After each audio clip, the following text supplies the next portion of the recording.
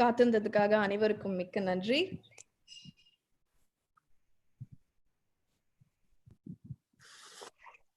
அனைவருக்கும் உங்கள் GRO இனிய தென்றலும் இனிய மாலை வணக்கங்கள். இன்னைக்கு இந்த ஒரு பிளாட்ஃபார்ம்ல நம்ம எல்லாரும் எதுக்கு அப்படி கூடி இருக்கோம் அப்படின்னு பாத்தீங்கன்னா, அடுத்த 4 நாள ஒரு திருவிழா கோலமா கொண்டாடுறதுக்காக. என்ன திருவிழா அப்படின்னு கேட்டீங்கன்னா, இதுதான் media fest. Media fest first time ஆன்லைன்ல பண்றோம். எதுக்காக மீடியா ஃபெஸ்ட் ஏன் அப்படிங்கறத பாத்தீங்கன்னா, இந்த கஷ்டமான காலத்திலயும் நம்ம எல்லாருமே இருக்கும்போது நமக்கு உறுதுணையா இருக்கிற ஒரு விஷயம் சின்ன திரையும் பெரிய திரையும். அந்த கலை தொடர்பா நம்ம கிட்ட ஒவ்வொரு நாளும் நம்ம வீடுகளுக்கு வரும் படங்களும் பாடல்களும் அதுல இருக்கிற சின்ன சின்ன நகைச்சுவையும் தான். அதுவும் ஒரு துறை, அதுவும் பெரிய துறை. அதுல 1000 லட்சக்கணக்கான பேர் வேலை செய்றாங்க. ஒவ்வொருத்தருக்கும் ஒரு தொழில்நுட்பங்கள் தெரிஞ்சிருக்கணும் வேலை பார்க்கறதுக்காக. அங்கேயும் ஒரு கல்விக்கான வாய்ப்பு இருக்கு அப்படிங்கறத சொல்றதுதான் தமிழ்நாடு அட்வான்ஸ்ட் இன்ஸ்டிடியூட்டோட இன்னொரு குறிக்கோளா இருக்கு. அப்படிப்பட்ட ஒரு நிகழ்ச்சிக்கு உங்க எல்லாரையுமே அன்போடு வரவேற்கிறதுல Tamil Nadu advance technical training institute பெருமையுடன் வழங்கும் மீடியா ஃபெஸ்ட் 2020 proudly presented. உங்கள் அனைவரையும் தமிழ் தாய் வாழ்த்துக்காக எழுந்து நிற்குமாறு மிக தாழ்மையுடன் கேட்டுக்கொள்கிறேன்.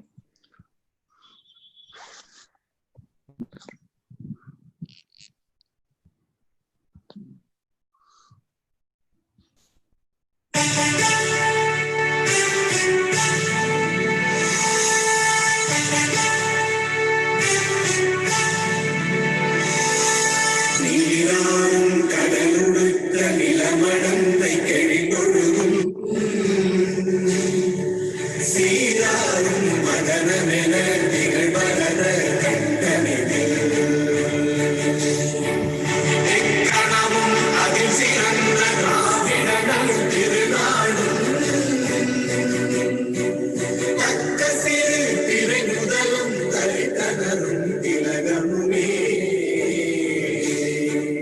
அத்திலக வாசனை போல் அனைத்துலகும் இன்பமுற எத்திசையும் புகழ் மணக்க இருந்த பெரும் தமிழடங்கே தமிழடங்கே உன் சீரிழமை திறமை என்ற செயல்படுத்த வாழ்த்துகிறே வாழ்த்துகிறே.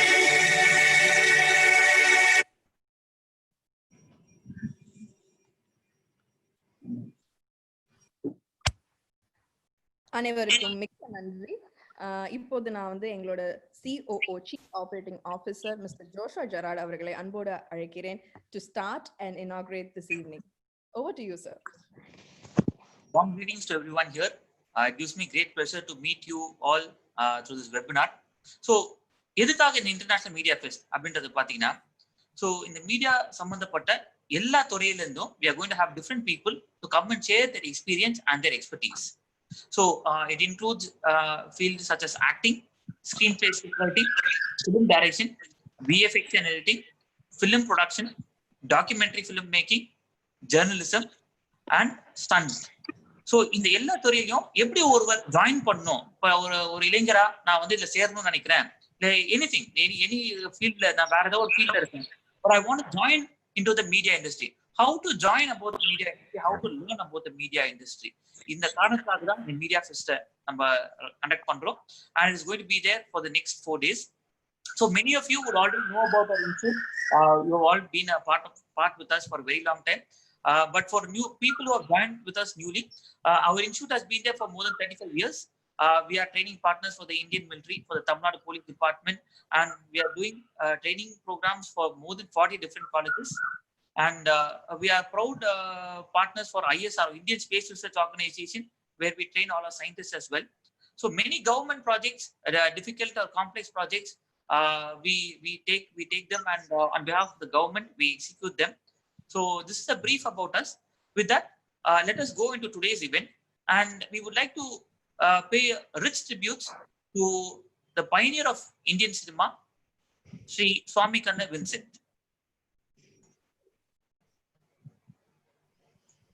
Swamikanna Winston has one of the pioneers of the cinema, and we take honor and privilege in showing a small video about him and going through the memory lane of him. Samikanna Winston was a cinema exhibitor turned theatre owner. His first theatre was Variety Hall in Coimbatore, which is now called as the Delight Theatre. He was pioneer in making movies popular in Madras Presidency and contributing to the growth of it by buying new equipments from abroad and also sharing it to the Indian fraternity. இன்னைக்கு சாமிக்கண்ணு ஐயா அவர்கள் முதல்ல கொண்டு வந்த இந்த tent சினிமாவை தான் நம்ம பல காலம் பார்த்து ரசிச்சோம். இன்னைக்கு அந்த டென்ட் சினிமாங்கிற ஐடியா பல நாடுகளுக்கு போய் இன்னைக்கு நம்ம திரையரங்குகள்ல திரைப்படம் பார்க்கறதுக்கு வளர்ந்திருக்கு. அவரை பத்தி ஒரு சிறு குறும்படம்.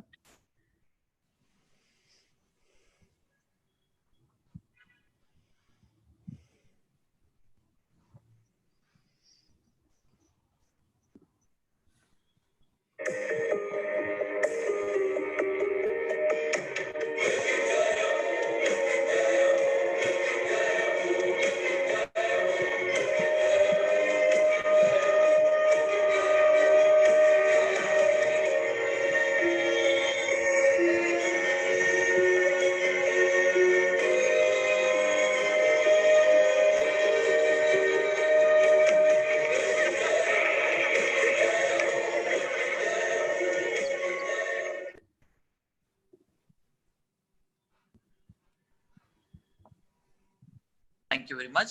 It gives me great pleasure to introduce to all of you today's chief guest, Sri THIRUNAVUKKARASAR sir. At the age of 27, he was elected as a deputy speaker of the Tamil Nadu Legislative Assembly. He continued in that capacity from 1980.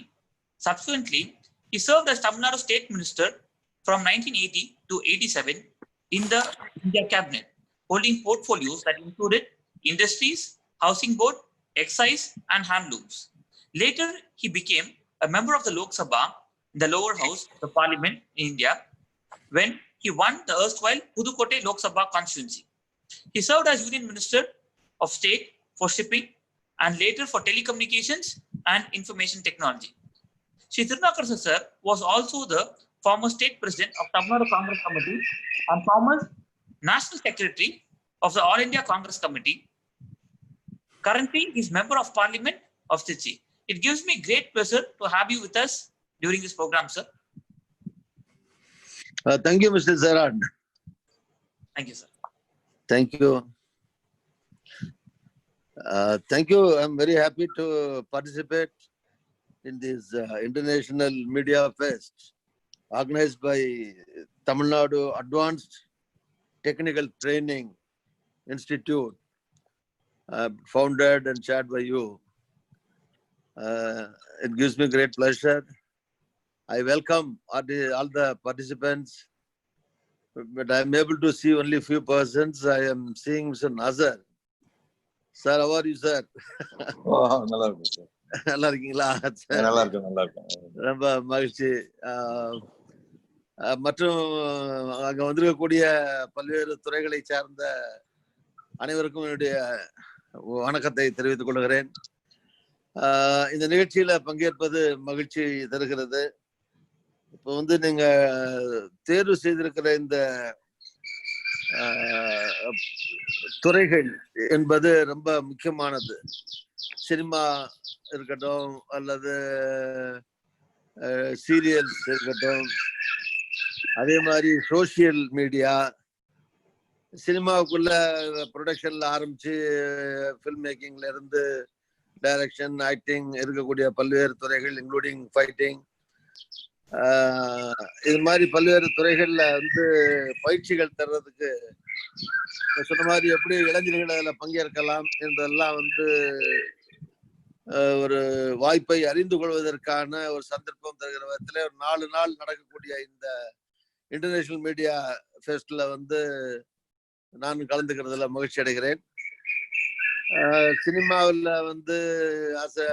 கொஞ்ச காலம் நானும் I was distributor and I was producer also. I produced 2-3 movies also in which நம்ம Nassar sir கூட act பண்ணியிருக்காங்க மருது பாண்டிங்கிற படத்துல. அதனால 100 நாள் போன படம், அந்த மாதிரி படங்கள் தயாரிச்சிருக்கேன். 1-2 படத்துல சும்மா நானும் தலையெல்லாம் காமிச்சிருக்கேன். ஸோ அதனால 2வது பட்சத்தில் எம்ஜிஆர், முன்னாள் முதலமைச்சர் ஜெயலலிதா அவர்கள், கலைஞர் எல்லாம் சினிமால இருந்து வந்தவங்க தான்.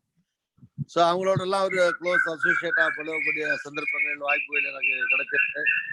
இந்த பேக்ரவுண்ட்ல வந்து இன்னைக்கு வந்து தமிழ் சினிமா அல்லது இந்தியன் சினிமாங்கிறது ரொம்ப அந்த காலத்துல இருந்து பாத்தீங்கன்னா நிறைய மாறுதலுக்கு உட்பட்டு வளர்ச்சி அடைஞ்சிட்டே வருது. அது சொன்ன மாதிரி ரொம்ப ஆச்சரியப்படத்தக்க விஷயம் என்னன்னா, ஒரு சாதாரண நிலையில ஒரு ரயில்வேல ஒரு சின்ன லெவல்ல எம்ப்ளாயியா இருந்த திரு சாமிக்கண்ணு வின்சென்ட் அவர்கள் அதுல இருந்து வந்து ஒரு சினிமா தொடங்கி லைஃப் ஆஃப் ஜீசஸ்ங்கிற அந்த படத்தை பல இடங்கள்லயும் திரையிட்டு அந்த காலத்திலேயே எக்யூப்மெண்ட்ஸ் அட்வான்ஸ்டு லெவல்ல இருக்கக்கூடிய எல்லாம் கொண்டு வந்து நீங்க சொன்ன மாதிரி தியேட்டர்ஸ், அதுக்கு பிறகு இந்த டென்ட் சிஸ்டம், சினிமா பார்க்குற சினிமா கொட்டைகள், இப்ப இருக்கிற தியேட்டர்ஸ், இதுக்கெல்லாம் ஒரு முன்னோடியா இருக்கிற மாதிரி.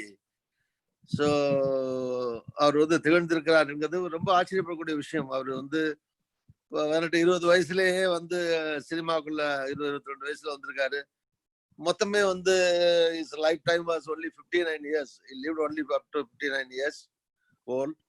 59 வயசு தான் இருந்திருக்காரு. அதுக்குள்ள அவரு நிகழ்த்திய சாதனைகள்ங்கிறது இன்னைக்கு சினிமா இண்டஸ்ட்ரியில ஒரு முன்னோடியாக எல்லாருக்கும் வழிகாட்டக்கூடியவராக அவர் எப்படி பல்வேறு துறைகளையும் திகழ்ந்திருக்கிறார் என்பது ஆச்சரியம் படக்கூடிய ஒரு அற்புதமான பாராட்டக்கூடிய விஷயம். வி சல்யூட் சாமிக்கண்ணு வின்சென்ட் அவர்கள் for his tremendous contribution to the cinema industry in இந்த இதுல 1914-15 அந்த 1900 முன்னால அந்த அதுலயே அந்த காலங்கள்லயே சற்றேறக்குரிய 100 வருஷங்களுக்கு முன்னால அவர் செய்திருக்கிற சாதனைங்கிறது பாராட்டுக்குரியது. இளைஞர்களுக்கு, வரக்கூடிய இளைஞர்களுக்கு அது ஒரு எடுத்துக்காட்டா நிச்சயமா பயனுள்ள வகையில இருக்கும். அந்த விதத்துல சாமிக்கண்ணு வின்சென்ட் அவர்களை அவருடைய கான்ட்ரிபியூஷனுக்காக, பங்களிப்புக்காக அவரை நாம் இந்த நேரத்துல பாராட்டுவோம், வாழ்த்துவோம், வணங்குவோம், நினைவு கூறுவோம் என்று முதலில் தெரிவித்துக் கொள்கிறேன். இதுல பங்கேற்கக்கூடிய மற்ற தோழர்கள், நாசர் சார்லாம் அவர் வந்து ஒரு பெரிய நடிகர். அவருக்கு எந்த ரோல்லையும் வந்து அவருக்கு இணை அவர் தான். அது மாதிரி அது குணசித்திர பாங்களா இருந்தாலும் சரி, அல்லது வில்லனா இருந்தாலும் சரி, ஈவன் ஒரு சில படத்துல கதாநாயகன் ரோல்ல கூட பண்ணியிருக்காரு. அந்த முக்கியமான பாட்டுகள்ல whatever maybe the role, he does justice to the character. அது மாதிரி அவரு வந்து அதுல மேக்சிமம் இதுக்கு மேல யாரும் அதை பண்ண முடியாதுன்னு நிரூபிக்கக்கூடிய ஒரு மிகச்சிறந்த talented actor, artist miss Nassar அவர்கள். அது மாதிரி அவரே சினிமா பத்தி எல்லாம் என்னை விட அவர் தான் மிக தெளிவாக சொல்ல முடியும், சொல்லுவார்னு நினைக்கிறேன். சொல்லட்டும், அவர்களுக்கு என்னுடைய வாழ்த்துக்கள். இல்ல பங்கேற்கக்கூடிய இளைஞர்களுக்கு வாழ்த்து என்னன்னா, இந்த துறை வந்து நம்ம முக்கியமான துறை. சினிமா அது லார்ஜ் ஸ்கிரீனா இருந்தாலும் சரி, பெரிய தியேட்டரா இருந்தாலும் சரி, அல்லது இந்த சின்ன திரையா இருந்தாலும் சரி, குறும்படங்கள், அப்புறம் வந்து சோசியல் மீடியால பல்வேறு விதமான பங்களிப்புகள் எல்லாமே இப்ப டிக்டாக் வரைக்கும் பாத்தீங்கன்னா எல்லாமே வந்து சினிமாட்டிக் ஆயிட்டு இருக்கு உலகமே. ஸோ அது மாதிரி விஷயங்கள்ல இந்த ஏறக்குறைய இந்த வருஷங்கிறது ஒரு துர்பாக்கியமான வருஷம். கொரோனா எபிடமிக்கால வந்து உலகமே பாதிக்கப்பட்டிருக்கு. இது நம்ம வந்து யாரும் இதுக்கு முன்னால பார்க்காதது, அனுபவிக்காதது. ஏன்னா இது உலகமே முடங்கி போய் கிடக்கிறது. ஒவ்வொரு தனி மனிதர் மட்டுமல்ல, நாடுகள் முடங்கி போய் கிடக்கின்றன. ஒரு நாட்டினுடைய பொருளாதாரம் முடக்கப்பட்டு கிடக்கிறது. இதுல இருந்து எப்போ ரிகவரி வருங்கிறத என்ன ஒருத்தராலே சொல்ல முடியல. இந்த எபிடமிக் எப்போ வந்து மெடிசன் எப்போ வரும், இன்னும் இது வரைக்கும் மருந்து கண்டுபிடிக்கல. பட் எல்லாத்துக்குமே ஒரு முடிவு கண்டிப்பா இருந்துதான் ஆகும். கடவுள் கண்டிப்பா சரியான வழியை காட்டுவார். விஞ்ஞானிகள் சரியான ஒரு கண்டுபிடிப்பை விரைவில் செய்வார்கள் நம்பிக்கை இருக்கிறது. அதனால இன்னொரு மாசம், 2 மாசம், 3 மாசம் போகலாம். மேபி என்னுடைய assessment maybe after December also this may continue until medicine is research is over, some injection is find out. அதனால மருந்து கண்டுபிடிக்க வரைக்கும் அப்படிதான் போயிட்டு இருக்கும். பட் கொஞ்சம் கொஞ்சமா சில நாடுகள்ல குறைஞ்சிட்டு இருக்கு. இந்தியாவில கூட முதல்ல வந்து பெரிய நகரங்கள்ல இருந்தது, இப்ப கிராமங்கள் வரைக்கும் பரவுச்சு. இப்ப அப்படியே கூடுது, குறையுது, இது மாதிரி போயிட்டு இருக்கு. இதுல ஒட்டுமொத்தமா என்னன்னா, ஏழை மக்கள், சாதாரண மக்கள் வந்து கிராமங்கள்ல அல்லது நகரங்கள்ல கூட நடுத்தர மக்களும் ஏழை எளிய மக்களும் மிகவும் பாதிக்கப்பட்டிருக்கிறார்கள். அந்த மாதிரி ஒரு சூழ்நிலை, பொருளாதார நெருக்கடி, பொருளாதார சிரமம், கஷ்டம், தனி குடும்பங்கள் அப்படின்னு ஆரம்பிச்சு நாடுகள் வரைக்கும் பல்வேறு விதமான விரலுக்கேத்த வீக்கம்பாங்க. அது மாதிரி தனி மனிதருக்கு 1000 ரூபாய் நஷ்டம்னா அரசாங்கத்துக்கு 1 லட்சம் கோடி நஷ்டம். ஸோ அது மாதிரி நாடுன்னு பார்த்தீங்கன்னா ஃபியூ லேக்ஸ் க்ரோஸ் அந்த மாதிரி அப்படி ஆயிடுச்சு. ஒவ்வொரு நாடுமே பொருளாதார நெருக்கடியில வந்து தவிக்கக்கூடிய அந்த சூழல் ஏற்பட்டிருக்கு. இருந்தாலும் இதெல்லாம் தாண்டி இந்த மாதிரி உலகம் முழுதும் பல்வேறு விதமான நோய்கள் பல நேரத்துல வந்திருக்கு, பல்வேறு விதமான டிசாஸ்டர்ஸ் பல நேரத்துல வந்திருக்கு.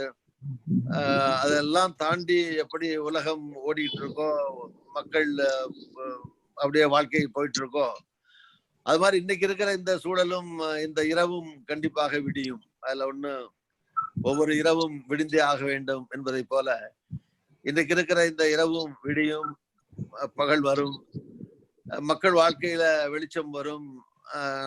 அதனால இளைஞர்கள் நம்பிக்கையோடு எல்லாம் முடிஞ்சு விட்டதுன்னு நினைக்க வேண்டியதில்லை. உலகம் அழிஞ்சு போச்சு, இனிமே எதிர்காலமே கிடையாது, வாழ்க்கையே கிடையாது, இதான் எல்லாம் அப்படின்னு நினைக்க வேண்டிய சூழல் கிடையாது. கண்டிப்பாக வந்து நம்பிக்கையோடு நீங்கள் வந்து ஆயத்தமாகுங்கள். இந்த ஏற்பட்டிருக்கிற இந்த கொரோனாவால ஏற்பட்டிருக்கிற முடக்கம் அல்லது இருக்கிற இத ஆக்கப்பூர்வமான சிந்தனைகள், ஆக்கப்பூர்வமான படிப்பு, தங்களை வந்து எப்படி சிறப்படுத்திக் கொள்வது, தங்களுடைய திறமைகளை பல்வேறு துறைகள்ல ஒவ்வொருத்தருக்கும் எல்லா மனுஷனுக்குள்ளேயும் ஒரு சக்தி, ஒரு ஆற்றல், ஒரு திறமை கண்டிப்பா இருக்கு. அதற்கான வாய்ப்புகள், சந்தர்ப்பம் கிடைக்கிற போது அது வெளிப்படும். எல்லாருக்கும் உடனே கிடைச்சிருது இல்லை, சில பேருக்கு உடனே கிடைக்கும், சில பேருக்கு கொஞ்ச நாள் கழிச்சு அந்த சந்தர்ப்பம் கிடைக்குது. ஸோ அந்த சந்தர்ப்பங்களுக்கு வருகிற போது அதை நம்ம வந்து தயார்படுத்திக்கணும். நமக்கு வராது, எதுவுமே கிடைக்காதுன்னு நினைக்கிறதுக்கு பதிலா நாளைக்கு நமக்கு இது கிடைக்கும், அதுக்கு நம்ம இப்ப நம்மளை பக்குவப்படுத்திக்கணும், தயாராகிக்கணுங்கிற அந்த ஆட்டிடியூடோட, அந்த மனநிலையோட தங்களுடைய திறமைகளை, ஆற்றலை எல்லா துறையிலும் என்ன துறையில ஈடுபட்டிருந்தாலும் சரி, அந்த துறைகள்ல இந்த இது டோன்ட் திங்க் தட் இது வந்து வாழ்க்கையை முடக்கி போட்ட காலம் அப்படிங்கிறதுக்கு பதிலா இது நமக்கு தரப்பட்டிருக்கிற ஒரு அவகாசமாக எடுத்துக்கொண்டு இந்த காலகட்டங்கள்ல உங்களை வளர்த்து கொள்ளுங்கள். மேலும் ஆற்றல் உள்ளவர்களாக, திறமை உள்ளவர்களாக எந்த துறையில் நீங்கள் புக நினைக்கிறீர்களோ அந்த துறையில வந்து உங்களை பலப்படுத்திக் கொள்ளக்கூடியவர்களாக உங்களை நீங்கள் ஆக்கிக் கொள்ள வேண்டும். அந்த வகையில இந்த காலத்தை நீங்கள் பயன்படுத்திக் கொள்ள வேண்டும் என்று இதில் பங்கேற்கக்கூடிய நாளும் பங்கேற்கக்கூடிய இளைஞர்களை நான் கேட்டுக்கொள்கிறேன். அது மாதிரி ஒவ்வொரு துறையை சார்ந்த விற்பனர்கள் யாரு, நம்முடைய நாசர் சார் கலந்துக்கிற மாதிரி இதுல வந்து கலந்து கொள்ளக்கூடிய பல சினிமாவா இருக்கட்டும் மற்றும் பல்வேறு துறைகளை சார்ந்தவர்களா இருக்கட்டும், அவர்கள் எல்லோருக்கும் என்னுடைய வாழ்த்துக்கள், பாராட்டுகளை தெரிவித்துக் கொள்கிறேன். எல்லாம் வந்து இந்த கொரோனாவிலிருந்து பாதுகாப்பாகவும் நீங்களும் சரி, உங்களுடைய குடும்பமும் சரி, நண்பர்கள், சுற்றுச்சூழல்ல இருக்கக்கூடியவங்க எல்லாருக்கும் பாதுகாப்பாக இருக்குமாறு கேட்டுக்கொள்கிறேன். அது ரொம்ப முக்கியம். நம்மளால முடிஞ்ச உதவி தேவைப்படுவர்களுக்கு எந்த வகையில என்ன உதவி, என்ன லெவல்ல ஒவ்வொருத்தரும் என்ன முடியுமோ அதை கஷ்டப்படக்கூடியவர்களுக்கு செய்யக்கூடிய அந்த மனோபாவத்தோடும் ஆட்டிடியூடவும் பிறருக்கு உதவியாகவும் ஹெல்ப்ஃபுல்லாகவும் இருக்க வேண்டும். அது மாதிரி அந்த மனநிலையோடு இந்த கஷ்டமான காலத்தை கடப்போம். பிரகாசமான எதிர்காலத்தை நோக்கி பயணிக்க அடியெடுத்து வைப்போம். அதற்கான பயிற்சி காலமாக இந்த இடைப்பட்ட காலத்தை பயன்படுத்தி கொண்டு வளர்ச்சி அடைய மன உறுதியோடு செயல்பட வேண்டும் என்று நான் இளைஞர்களை கேட்டுக்கொள்வேன். இளைஞர்களுக்கு சிறப்பான பிரகாசமான எதிர்காலம் கண்டிப்பாக இந்த உலகத்தில் ஒன்றும் சந்தேகமே கிடையாது. உலகம் அப்படியே போயிட்டே இருக்கும். எல்லா துறைகளையும் விஞ்ஞான ரீதியாக, தொழில்நுட்ப ரீதியாக 10 ஆண்டுக்கு முன்னால் இருந்தது, 100 ஆண்டுக்கு முன்னால் இருந்த நிலைமைகள்லாம் நீங்க வந்து நம்முடைய காலத்திலே ஒரு 10-20 ஆண்டுகளுக்கு முன்னால் எப்படி இருந்தோம், இப்ப எப்படி இருக்கு, வாழ்க்கை முறை எப்படி இருக்கு, வாழ்க்கையில் இருக்கிற வசதிகள் எப்படி இருக்குது, விஞ்ஞான முன்னேற்றம் எப்படி இருக்கு, தொழில்நுட்ப முன்னேற்றம் எப்படி இருக்கு, அது சினிமா மட்டுமல்ல பல்வேறு துறைகள்லையும் நம்ம பாக்குறோம். இதை விட பல மடங்கு எதிர்காலத்துல வந்து நாடு வளர்ச்சி அடையும், பல்வேறு துறைகள்லையும் முன்னேற்றம் காணும். ஸோ அதுல நம்முடைய பங்களிப்புகள் எதிர்காலத்துல இருக்கக்கூடிய விதத்துல சிந்தியுங்கள், அதற்காக உழையுங்கள். நாளை நமதே, எதிர்காலம் நமதே. நாளை உங்களதே என்கிற நம்பிக்கையோடு வாழ்க்கையை எதிர்கொள்ளுங்கள். அனைவருக்கும் இந்த நேரத்தில் என்னுடைய மனமார்ந்த வாழ்த்துக்களை தெரிவித்துக் கொள்கிறேன். Mister Gerard and his team should be congratulated. அவர்களுக்கு ஜெராட் உங்களுக்கு இந்த தனிப்பட்ட முறையில் சரி, இந்த 4 நாள் நிகழ்ச்சியை இந்த கொரோனா இந்த மாதிரி ஒரு டைம்ல கூட நீங்க அதை சிந்திச்சு மற்றவர்களுக்கு பயனுள்ள வகையிலே ஒரு 4 days ஒரு செமினார் அல்லது ஃபெஸ்டிவல் நீங்க வந்து இன்டர்நேஷனல் மீடியா ஃபெஸ்ட்ங்கிற பேர்ல நீங்கள் ஏற்படுத்தி இருப்பதை உங்களுடைய டெக்னிக்கல் ட்ரைனிங் இன்ஸ்டியூட் மூலமா நீங்க பண்ணியிருக்கிறத வந்து நான் வந்து பாராட்டுறேன், வாழ்த்துறேன். ஸோ உங்களுடைய முயற்சிகள் வெற்றி பெறட்டும், பங்கேற்பாளர்கள் பயன்பெறட்டும். வாழ்த்துக்கள், பாராட்டுகள். இந்த வாய்ப்பை எனக்கு தந்ததுக்காக நன்றி. I thank all the participants. I wish you all success in the future. Thank you very much, sir, for a very inspiring and motivating speech and to take part in this program in spite of your busy schedule. Thank you very much, sir. Thank you. It now gives me great pleasure to introduce today's special guest, a person who needs no introduction, actor NASSAR, sir. Actor NASSAR, sir, who debuted his film career in K. Balachandra's Kalyana Gudigal, has shown memorable till date with his character in Bahubali. He dons multiple roles in the film industry, also as a dubbing artist, director, playback singer, and he's currently the president of South Indian Nadigar Sangam since 2015. He has acted in Tamil, Telugu, Kannada, Malayalam, and Hindi. He has received the Norway Tamil Festival Award for Best Supporting Actor in 2013. He has also received other state awards for his variety of character roles he has played. He has also been a director of 5 movies in which Avadaram stands gold and fresh in everyone's memories. NASSAR, sir, is always a person to look forward, and it gives us great pleasure to have you with us for today's program, sir. Thank you. Thank you very much. Am I here? Yes, sir. Yes, sir. Okay. ரொம்ப நன்றி. எல்லோருக்கும் என்னுடைய வணக்கம். இந்த நிகழ்ச்சியை ஒருங்கமைக்கின்ற Tamil Nadu technical training இன்ஸ்டிடியூட்டுக்கு என்னுடைய வாழ்த்துக்கள். சற்று முன்பு பேசிய என்னுடைய அண்ணன் திருநாவுக்கரசு அவர்களுக்கு என்னுடைய நன்றி. மிக அழகாக இப்பொழுது நிலவுகின்ற சூழலை பற்றி சொன்னார். அவருடைய எனக்கு அண்ணனாக நான் மதிக்கின்றேன். நான் அவருடன் பணிபுரிந்த அவருக்காக பணிபுரிந்த ஒரு சினிமா கலைஞனாக இருக்கின்றேன். அவர் இந்த நிகழ்ச்சியில் பங்கு கொண்டது மிகவும் பெருமைக்குரியது. இன்றைய அமர்வில் என்னோடு பங்கு பெறுகின்ற பவர் பாண்டியன் மாஸ்டர், ஆதித்யா ஸ்ரீவத்சவ், உங்கள் எல்லோருக்கும் என்னுடைய வாழ்த்துக்கள். இந்த நிகழ்வு சாமி கண்ணு வின்சென்ட் அவர்களுடைய குறும்படத்தோடு அவருடைய ஆவணப்படத்தோடு இது ஆரம்பிச்சது. இந்த ஃபெஸ்டிவலுக்கு பேரே, இந்த மீடியா ஃபெஸ்டுக்கு பேரே வச்சிருக்கலாம், சாமி கண்ணு மீடியா ஃபெஸ்ட் வெபினார்னே வச்சிருக்கலாம். ஏன்னா அந்த அளவுக்கு அவருடைய பங்களிப்பு தமிழ் சினிமாவுக்கு, அப்போது இந்திய சினிமா தான், அப்போது இந்திய சினிமாவுக்கு இருந்தது. ஏனென்றால் இந்த சினிமா என்கின்ற கலை அல்லது தொழில் மிகவும் நுட்பமான தொழில்நுட்பம் சார்ந்து இருக்கிறது. அந்த எக்யூப்மெண்ட்ஸ் எல்லாம் கொண்டு வருதுன்றது ரொம்ப பெரிய விஷயம். இன்றளவும் கூட இந்தியா இவ்வளவு தொழில்நுட்ப நாடாக முன்னேறியும் கூட பல ஐடி கம்பெனி வந்துடுச்சு, நல்ல காருங்க தயாரிக்கிறோம், BMW இருக்கு, ஆடி இருக்கு. ஆனால் இது வரைக்கும் நம்ம ஒரு கேமராவை நம்ம வடிவமைக்கல, எல்லாமே இம்போர்ட் தான் செய்யப்படுது. அது வேறு ஒரு அரசியல். இன்றைய சூழலில் அதாவது சாமி கண்ணு ஐயா அவருக்கு பல தொழில்கள் இருந்திருக்கு. பட் இருந்தாலும் அவருக்கு மனசுக்கு நெருக்கமான இந்த சினிமாவை கையில எடுத்துக்கிட்டு ஊரா டிராவலிங் சினிமாவா, மொபைல் சினிமாவா கொண்டு போய் இந்த சினிமா பார்க்குற ஒரு அற்புதமான ஒரு அனுபவத்தை வந்து ஊர்புறா கொண்டு போய் சேர்த்துட்டாரு. அவர் தூவி விட்ட போற போக்குல தூவி விட்ட விதைகள் தான் இன்னைக்கு வந்து சினிமா என்ற ஒரு பெரும் ஆலமரமா இன்னைக்கு வளர்ந்துருக்குன்னா அது வந்து நிஜம். சோ அவருக்கு நன்றி கூறி இந்த டாட்டி நடத்துகின்ற இந்த மீடியா ஃபெஸ்டை தொடங்குவதில் நான் கலந்து கொள்வதில் மிக்க மகிழ்ச்சி அடைகிறேன். சாமி கண்ணையா அவர்கள் தொடங்கும் போது இருந்த சினிமா வேறு, இன்றைக்கு இருக்கின்ற சினிமா வேறு. நாம் சினிமா கோட்பாடு ரீதியாக தியரிட்டிக்கலா நம்ம வந்து ஃபில்ம்னு சொல்றது மூவிங் இமேஜஸ்ல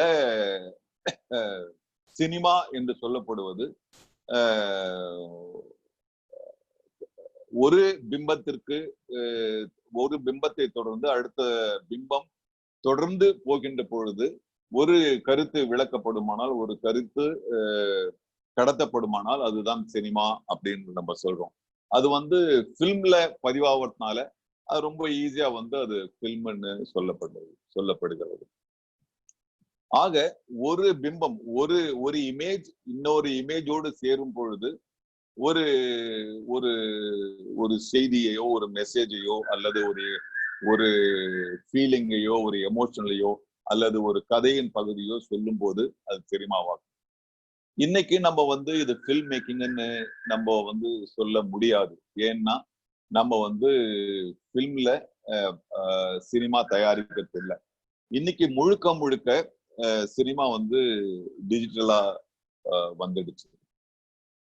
நம்ம பொதுவாக இன்றைக்கு இருக்கிற சூழலை மனசுல வச்சுக்கிட்டு தான் இந்த சினிமா அப்படிங்கிற ஒரு விஷயத்த பார்க்கணும் அல்லது ஃபில்ம் மேக்கிங் அப்படின்றத பார்க்கணும்.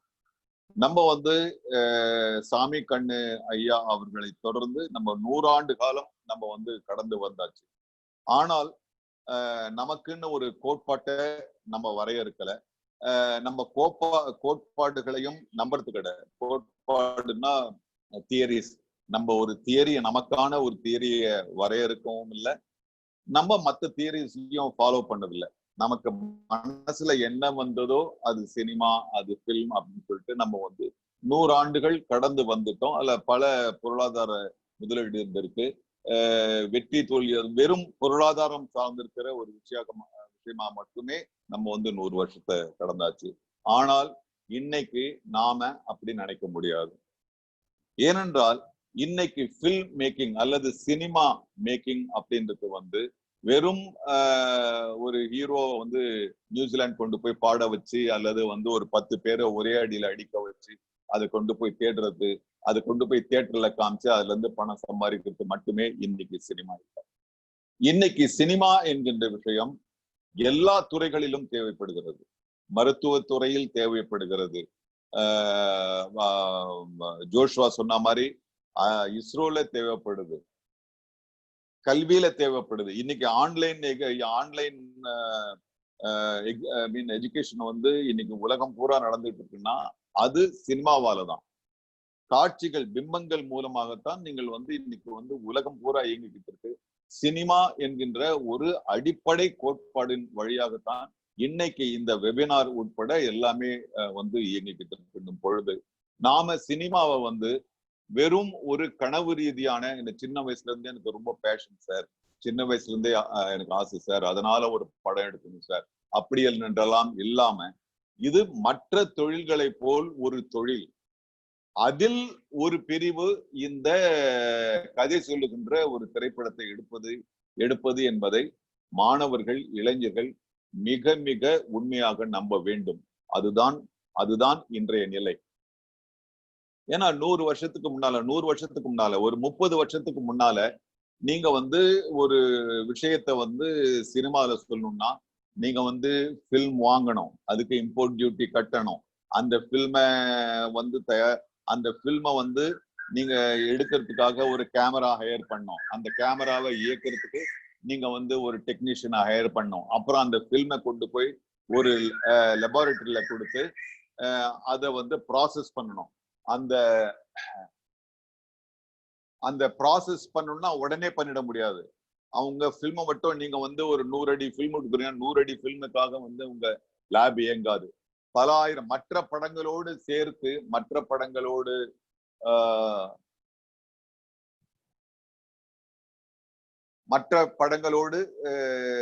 சேர்த்து அந்த போடும்போது நீங்க கொடுக்கப்படுற அந்த படச்சுருள் வந்து 1 மாசத்துக்கு அப்புறம் கூட ப்ராசஸ் ஆகலாம். ஆனால் இன்றைக்கு நிலைமை அப்படி அல்ல. இன்னைக்கு நான் உங்களோட இன்னைக்கு நான் வந்து சென்னையில வலசரவாக்கத்துல இருக்கேன். நீங்க உலகத்தினுடைய எந்த மூலையிலாவது இருக்கலாம். மதுரையில இருக்கலாம், திருச்சியில இருக்கலாம், இல்ல வந்து இதே நிகழ்ச்சியில நீங்க வந்து கனடால இருக்கலாம். எல்லா இப்போ உலகம் பூரா இப்போ இந்த சினிமா மூலமா தான் நீங்களும் நாங்களும் உரையாடிட்டு இருக்கோம். இது நிஜம். வெறும் கதை சொல்லுதல், பாடல் செய்தல், சண்டை போடுறது அப்படின்றத தாண்டி சினிமா எங்கெங்கயோ போயிடுச்சு. இன்னைக்கு நிறைய டாக்குமெண்ட்ரிஸ் உங்களுக்கு கல்வியில தேவைப்படுது, மருத்துவத்துறையில தேவைப்படுது. எல்லா துறைக்கும் இந்த சினிமா அப்படிங்கிற விஷயம் தேவைப்படும் பொழுது தயவு செய்து இளைஞர்களே, நீங்கள் உங்களுடைய சினிமா என்கின்ற ஒரு விஷயத்தை எப்படியாவது ஒரு கதை எழுதி அதுல எப்படியாவது இந்த ஹீரோவை போட்டு அதை எப்படியாவது ஒரு ப்ரொடியூசரை பிடிச்சி அதை எப்படியாவது எடுத்து கொண்டு போய் எப்படியாவது ஒரு திரையரங்கத்துல போட்டு எப்படியாவது சக்சஸ் ஆயிடணும். இந்த எப்படியாவது என்று கனவு காண்கின்ற விஷயத்தை விட்டுவிடுங்கள். தயவு செய்து விட்டுவிடுங்கள். இது என்னுடைய வாழ்வாதாரம். இது நான் ஒரு என்ஜினியர் ஆக வேண்டும், நான் ஒரு மருத்துவராக வேண்டும், நான் ஒரு வழக்குரைஞராக வேண்டும் என்பது போல் நான் ஒரு ஃபில்ம் மேக்கர் ஆக வேண்டும் என்று நீங்கள் நினைத்தால், அப்படி நினைக்கின்ற பட்சத்தில் இன்று இந்த சினிமா என்கின்ற விஷயம் பல 100 ஆப்ஷன்களை உங்களுக்கு கொடுக்குது. இன்றும் திருநாவுக்கரசையா இன்னும் கேட்டுட்டு இருந்தா அவருக்கு தெரியும், ஒரு படம் எடுத்து ரிலீஸ் பண்ணுகின்ற ஒரு அந்த ப்ராசஸ, அந்த ஒரு படம் பூஜை போட்டு அந்த படத்தை எடுத்து ஒரு பிரச்சனை இல்லாம வெளியிட ஒரு தயாரிப்பாளர் கூட அதை வந்து என்ன எப்படி நடந்துச்சுன்றது வந்து வெளியில சொல்ல முடியாத நிலைதான் இருக்குது.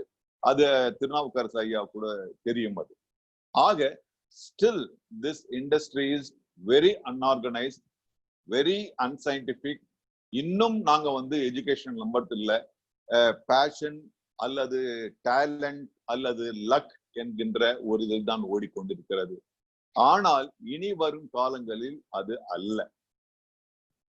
சினிமா தயாரிக்க கையாளப்படுகின்ற ஒவ்வொரு தொழில்நுட்பத்திற்கும் கல்வி மிக மிக அவசியமாக வேண்டும், அவசியப்படுகின்ற ஒரு காலகட்டம் இது.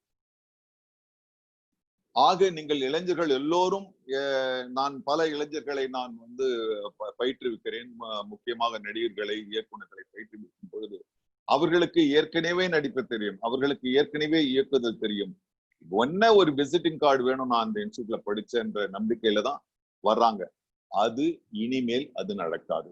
ஒரு விடயத்தை நீங்கள் வந்து தெரிந்து கொள்ள வேண்டும் என்றால் அதனுடைய ஆழத்திற்கும் ஆழமாக சென்று நீங்கள் அதை கல்வி ரீதியாக, அறிவு ரீதியாக, விஞ்ஞான ரீதியாக அதை புரிந்து கொண்டால்தான் இனிமேல் நீங்கள் இந்த துறையில் போட்டி போட முடியும் என்பதை நான் அறுதியிட்டு சொல்லுவேன்.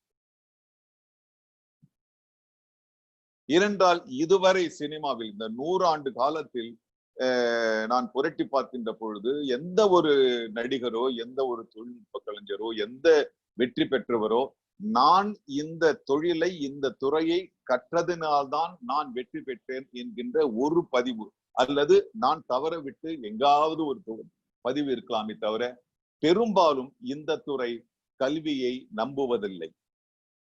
திறமை என்கின்ற வரையறுக்கப்படாத, அதற்கு ஒரு பொருள் தரப்படாத ஒரு விஷயத்தை தான் நம்புகின்றதை தவிர அறிவை நம்புவதல்ல. இனி வரும் காலங்கள் அப்படி கிடையாது. ஏனென்றால் சாதாரணமாகவே திரைப்படம் என்பது மிகவும் போட்டிகள் நிறைந்தது. ஒருவர் எப்படி திருநாவுக்கரசையா சொல்லும் போது சொன்னார், இது யாருக்கு எப்படி வரும்னு தெரியாது. அப்படி ஒரு மாயையான ஒரு விஷயமாகத்தான் இந்த வெகுஜன சினிமா இருக்கிறது. அதனால் தயவு செய்து சொல்லுகின்றேன், என்று சினிமா என்று நீங்கள் எடுத்துக்கொள்ள வேண்டும் என்றால் பல உங்களுக்கு கதவுகள் திறக்கப்படுகின்றன. உங்களுக்கு தெரியாது, உலகத்திலே இங்க இந்தியால நீங்க யார் மிகச்சிறந்த இயக்குனர், மிகச்சிறந்த சம்பளம் அப்படின்றது அதுல குறைந்தபட்சம் கால் பகுதி சம்பளமாவது வாங்குகின்ற மிகச்சிறந்த அனிமல் நேஷனல் ஜியோகிராபிக்ல படம் பண்ற, டாக்குமெண்ட்ரி பண்ற டைரக்டர்ஸ் வாங்குறாங்க.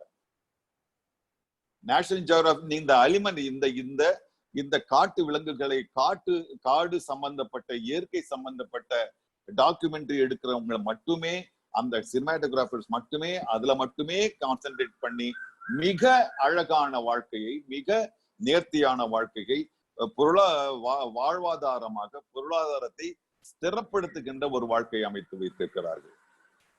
எனக்கு தெரிந்து என்னோடு படித்து இந்த சினிமாவே வேண்டாம் என்று சென்ற பல கேமராமேன்கள் கல்வித்துறையில் அவர்கள் ஆவணப்படுத்துகின்ற ஒரு விஷயத்தில் மிகச்சிறந்த விஷயமாக மிக மிக அற்புதமான வாழ்ந்து கொண்டிருக்கிறார்கள். ஆக இன்றைய இந்த டிஜிட்டல் சினிமா என்பது இந்த ஒருவரை பணம் கொடுத்து அவரை விலைக்கு வாங்கி அவரை வைத்து படம் எடுத்து திரும்ப விலைக்கு விற்கின்ற ஏஜென்டாக சினிமா இன்று இல்லை. ஆக தயவு செய்து இளைஞர்களே நன்றாக யோசியுங்கள். நான் இந்த துறையை சார்ந்தவன் தான், நான் அதற்காக நான் என்னையே விமர்சிக்கிறேன் என்று நீங்கள் தவறாக எண்ண வேண்டாம். நான் இந்த துறைக்கு 35 ஆண்டுகள் ஆகிவிட்டன. 35 ஆண்டுகளில் சினிமா இன்று மாறிவிட்டது.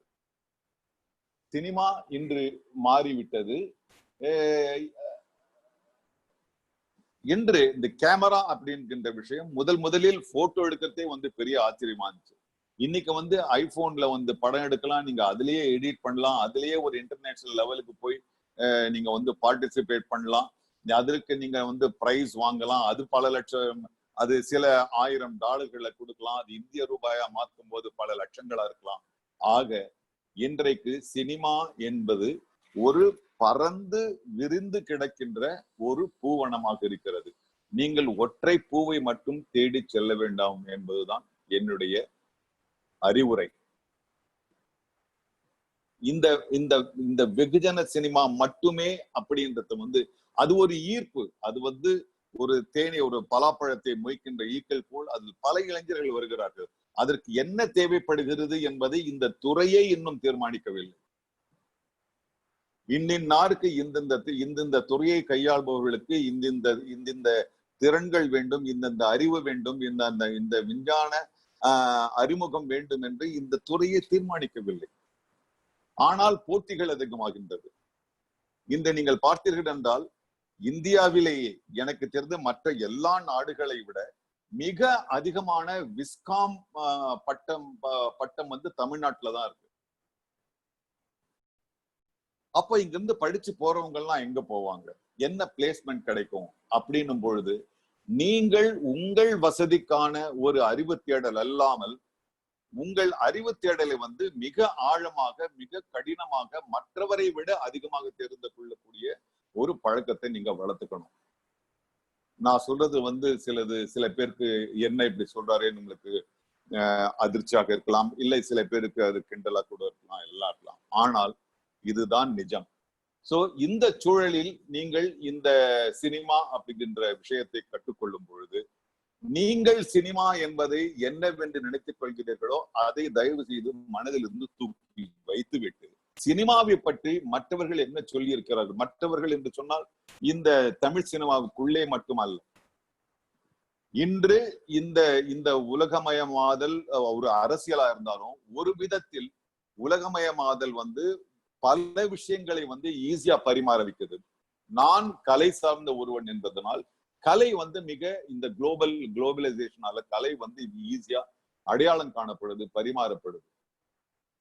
ஆக இன்றைக்கு நீங்கள் இந்த குளோபலைசேஷன் அப்படின்ற ஒரு விஷயம் என்கின்ற பொழுது அறிஞர்கள் என்ன சொல்லுகிறார்கள்? உலகம் ஒரு சிறிய கிராமமாக மாறிவிட்டது. ஏன்னா ஒரு சிறிய கிராமத்தை தான் உங்களுக்கு வந்து இருக்கிற 100 பேர் அந்த கிராமத்துல தங்கினா 100 பேரையும் அந்த ஒவ்வொரு கிராமத்தாருக்கும் தெரியும். அந்த 100 பேர் என்ன, அவங்களுடைய பொண்டாட்டி பேர் என்ன, புருஷன் பேர் என்ன, பையன் பேர் என்ன, அவங்க வீட்டுல என்ன பிரச்சனை, எப்படி தீர்க்கலாம் என்பது எல்லாம் அது போல இன்று ஆகிவிட்டது. இந்த சூழலில் நீங்கள் இந்த சினிமா என்கின்ற ஒரு விஷயத்தை உள்வாங்குகின்ற பொழுது சினிமாவை பற்றி இங்கு என்ன பேசப்படுகிறது என்பதை விட பக்கத்து நாட்டில் என்ன பேசுகிறார்கள், பக்கத்து மாநிலத்தில் என்ன பேசுகிறார்கள், பக்கத்து நாட்டிலே என்ன பேசுகிறார்கள், பக்கத்து கண்டத்திலே என்ன பேசிக் கொண்டார்கள் என்பதை நீங்கள் அறிந்து வைத்திருப்பது நீங்கள் இந்த உலக சந்தையில் உழல்கின்ற ஒரு படைப்பாளி ஆவீர்கள் என்பதுதான் என்னுடைய கருத்து. நான் ரொம்ப நேரம் பேச விரும்பல, இன்னும் எவ்வளவு நேரம் பேசலான்னு தெரியல. சோ எனக்கு சொல்ல வேண்டியது அவ்வளவுதான். இது குறித்து ஏதாவது உங்களுக்கு கேள்விகள் இருந்தால் அதற்கான கேள்வியை நீங்கள் கேட்கலாம். எனக்கு தெரிந்த வரையில் நான் அதற்கான பதிலை சொல்ல காத்திருக்கிறேன். இல்லை இதோடு என்னுடைய பேச்சு முடியும் என்றால் இந்த அமைப்பாளர்களுக்கும் இதை பார்த்து கொண்டிருக்கின்ற பார்வையாளர்களுக்கும் உங்கள் எல்லோருக்கும் என்னுடைய மிகுந்த நன்றி. இந்த ஒரு இக்கட்டான சூழலில், இறுக்கமான சூழலில் அறிவை பகிர்ந்து கொள்கின்ற ஒரு விஷயமாக தொழில்நுட்பம் இருக்கிறது என்பதை அதற்கும் ஒரு நன்றி கூறி, முக்கியமாக கொரோனாவிற்கும் ஒரு நன்றி கூற வேண்டிய ஒரு சந்தர்ப்பத்தை அதுவே ஏற்படுத்தி கொடுத்திருக்கிறது என்று கூறி நான் அமைகிறேன். கேள்விகள் இருந்தால் நான் காத்திருக்கிறேன், அல்லது என்னுடைய உரை என்னோட இதோடு முடிகிறது என்று வைத்துக் கொள்ளலாம். சார் 2 கேள்வி இருக்குது சார் உங்ககிட்ட கேட்கறதுக்கு, ஸ்டூடெண்ட்ஸ் பார்ட்டிசிபென்ட்ஸ் கிட்ட இருந்து. ஃபர்ஸ்ட் கேள்வி வந்து ஒருத்தர் கேட்டிருக்காரு மாதிரி வந்து நான் இப்ப டைரக்டர் ஆகணும்னு விருப்பப்படுறேன். நான் சினிமா இண்டஸ்ட்ரியில அப்ப டைரக்டர் ஆகிறதுக்கு மாத்திரம் போக்கஸ் பண்றதா, இல்ல மீன்வைல் டைம்ல இந்த மீடியா சம்பந்தப்பட்ட வேலைகள்லாம் செஞ்சு நம்ம இது மேனேஜ் பண்றது பெட்டரா என்னோட ஃபியூச்சருக்கு அப்படின்ற மாதிரி? நான் அதைத்தான் நான் வந்து எவ்வளவு நேரம் சொல்லிட்டு இருந்தேன். சினிமா அப்போ இல்ல, நீங்க ரெண்டா பிரிச்சுக்கணும். ஒண்ணு வந்து இந்த வெகுஜன சினிமா, ஒண்ணு இந்த கதையை சொல்லி அந்த கதை சொல்றதுக்காக நீங்க வந்து பணம் முதலீடு செய்து அந்த கதையை எடுத்து அந்த கதையை விற்று போட்ட முதலீட்டை எடுப்பது என்கின்ற சினிமா வேறு. அது இல்லாமல் ஒரு ஆயிரக்கணக்கான துறைகளில் சினிமா தேவைப்படுகிறது என்பது வேறு. இப்போ அந்த நண்பர் கேட்கிற கேள்வி வந்து அவர் வெகுஜன சினிமாவை பத்தி தான் கேள்வி கேட்கிறாருன்னு நினைக்கிறேன். டைரக்டர் அப்படின்றது வந்து மற்ற துறைகளை பற்றி எப்படி கையாளுவது என்பதை தெரிந்திருக்க வேண்டும் என்பதுதான் முக்கியமே தவிர அந்தந்த துறையை ஆழமாக அறிந்து வைத்துக் கொள்ள வேண்டும் என்கின்ற அவசியம் அல்ல. அது ஒரு சினிமா உருவாகின்ற பொழுது, அதனாலதான் சொல்றேன், இதெல்லாம் நீங்க தேரியா படுத்தாதான் உங்களுக்கு தெரியும். ஒரு சினிமா, இந்த கதை சொல்லுகின்ற இந்த சினிமா உருவாகின்ற பொழுது ஒரு நடிகர் எப்படி கையாளப்பட வேண்டும், ஒரு ஒளிப்பதிவாளர் எப்படி கையாளப்பட வேண்டும், ஒரு ஒளிப்பதிவாளர் எப்படி கையாளப்பட வேண்டும், அந்தந்த துறைகள் எப்படி ஒரு கதை சொல்வதற்கான ஒரு பங்கீட்டை தருகிறது என்பதை தெரிந்து கொள்ள வேண்டும். ஆனால் எல்லாவற்றையும் தெரிந்து வைத்துக் கொள்வதுதான் இயக்குனர் என்றால் அவரே எல்லா வேலையும் பண்ணிட்டு போலாம். இப்போ உதாரணத்துக்கு அதை போல் சில மிக மிக அறிவார்ந்த சில இயக்குனர்களை எனக்கு தெரியும். கோவிந்த் நிகலானி இருக்காரு உதாரணத்திற்காக. அவர் பேசிக்கலா சினிமாட்டோகிராஃபர், அவர் வந்து டைரக்டும் பண்ணுவாரு. நம்ம பாலு மகேந்திரா சார் வந்து அவரே வந்து சினிமாட்டோகிராஃபரா இருப்பாரு, அவரே வந்து படம் பதிவு செய்வாரு, கேமராமேனா இருப்பாரு, அவரே அவருடைய படத்துக்கு எடிட்டரா கூட இருக்கலாம். அதுவும் இன்றைய டிஜிட்டல் காலகட்டத்திலே வந்து இன்னும் எளிமையாகி விட்டது. ஆனால் அந்த முக்கியமாக நீங்கள் ஒவ்வொரு துறையும் எப்படி இந்த கதை சொல்கின்ற வடிவத்திற்கு பங்களிக்கின்றது என்பதை தெரிந்து கொள்ள வேண்டியது மிக மிக அவசியம். ஆனால் அதை பற்றி முழுவதுமாக தெரிந்து கொள்ள வேண்டும் என்பது அது வந்து ரொம்ப கஷ்டமும் அது வந்து அவசியம் இல்லைன்னு நான் நினைக்கிறேன். ஆனால் மிக மிக முக்கியமானது இன்றைக்கு இருக்கின்ற இந்த இன்றைக்கு உதாரணத்துக்கு நடிப்பு என்கின்ற ஒரு விஷயம், நடிப்பு என்பதை வந்து ஒரு டைரக்டர் வந்து யாருனாலும் கூப்பிட்டு நடிக்க வைக்கலாம்னு இப்போ வந்து ஒரு புதிய ட்ரெண்ட் இருக்கு. அதுல எனக்கு உடன்பாடே கிடையாது. நீங்கள் கோட்பாடு ரீதியாக நீங்கள் ஒரு டைரக்டருடைய கடமைகள் என்ன என்பதை நீங்கள் தெரிந்து கொள்ள வேண்டியது மிக மிக அவசியம் என்று நான் நினைக்கிறேன். அப்புறம் சார் நான் ஒன் மோர் क्वेश्चन சார். அதாவது இதுக்கப்புறமா இளைஞர் ஒரு ஆக்டிங்க்கு தேடுறவங்களுக்கு அவங்க ஸ்கில் செட் எப்படி டெவலப் பண்ணலாம் அப்படின்ற ஏதாவது சஜஷன்ஸ் இருந்தா சொல்ல முடியுமா சார்? ஆக்டிங்க்கு ஸ்கில் செட் எப்படி ப்ரிப்பேர் பண்றது? ஆக்டிங் ஸ்கில்ஸா? ஆமா சார். ஆக்டிங் ஸ்கில்ஸ் நான் வந்து ஆக்டிங் ஸ்கில்ஸா எப்படி ஒரு ப்ரொஃபஷனல் ஆக்டர் ஆவா? ஹலோ. Yes sir. ஒரு ப்ரொஃபஷனல் ஆக்டருக்கு ஸ்கில்ஸ்ன்றது அது வந்து நான் 5 நிமிஷத்துல சொல்ல முடியாது. It is a very big process. எனக்கு நடிகன் ஆகிறதுக்கு வந்து எனக்கு 7 வருஷம் ஆச்சு நான் நடிகன் ஆகிறதுக்கு. ஸ்கில்ஸ் அப்படின்னு ஒண்ணும் கிடையாது. பிகாஸ் ஆக்சுவலி த ட்ரைனிங் இப்போ வந்து இப்ப நிறைய இளைஞர்கள் வந்து இந்த ஆக்டிங்காக ஈர்க்கப்பட்டு வர்றாங்க. நடிப்பை சொல்லி தர்றதுன்றது வந்து அது வந்து மிக அதை பற்றி எனக்கு பல கேள்விகள் உண்டு.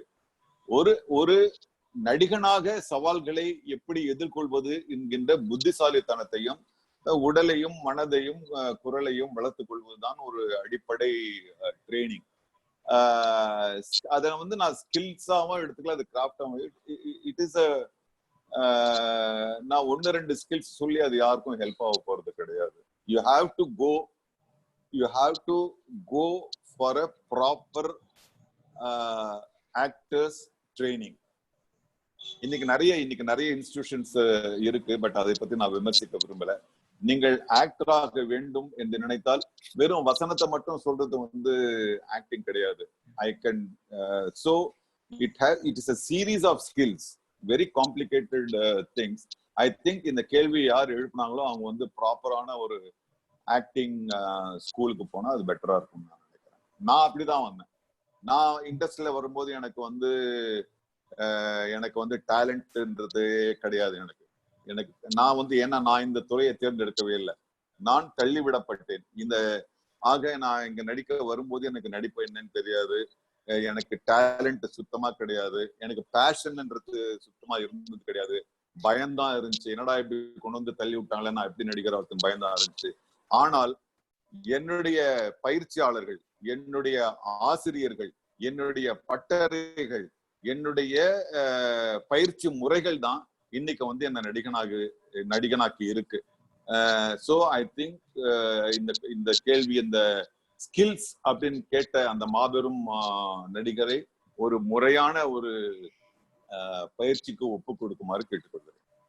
Sir, thank you very much, sir. Thank you. Pandemic, your comments spent your valuable time. நீங்க பேசுறது, நீங்க பார்த்தது எல்லாமே, it's a great honor to be with you during this program, sir. Thank you very much, sir. Thank you. Wish you all the best. Thank you, sir. It gives me great pleasure to introduce our first keynote speaker of the International Media Fest, Sri Tatti.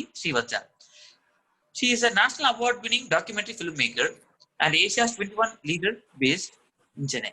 She has been an executive producer on many films like Kick and is also associated with films like My Name is Khan, Kambat Ishq, to name a few.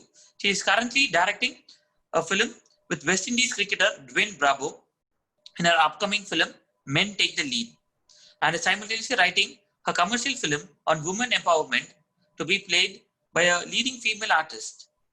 She started her journey in a Bollywood show, and she was also a producer in CNBC TV 18 and has been a jury member on various national and international film festivals, including the prestigious National Film Awards, International Film Festival of India in Goa. Besides managing a media production company, she has produced and directed many environmental films which has brought grassroots level change in the society. These films not only did well in the international and national film festival circuit, but also pushed the policy and decision makers to make policies which benefited the Indian forest and biodiversity with it. She has studied social entrepreneurship from Stanford University in the US. She's passionate about environmental filmmaking, and she's one of the leading documentary filmmakers in India. It gives me great pleasure to have you with us, ma'am. Today, the session is yours. Hi, thank you so much, Joshua, for the introduction. Thank you for inviting me and making me a part of this Media Fest. It gives me immense pleasure to be a part of this and to know that there are so many participants today going to watch and learn from this Media Fest is like an achievement in itself. So thank you so much. And we spoke about giving tribute to Swami Vincent, Mr. Vincent, and something I read about him yesterday, which I would like to share with all my participants here today, is something like at the age of 22, he was having a desk job in an Indian railway system in the southern India. And just one day and few short films from a French exhibitor changed his life totally.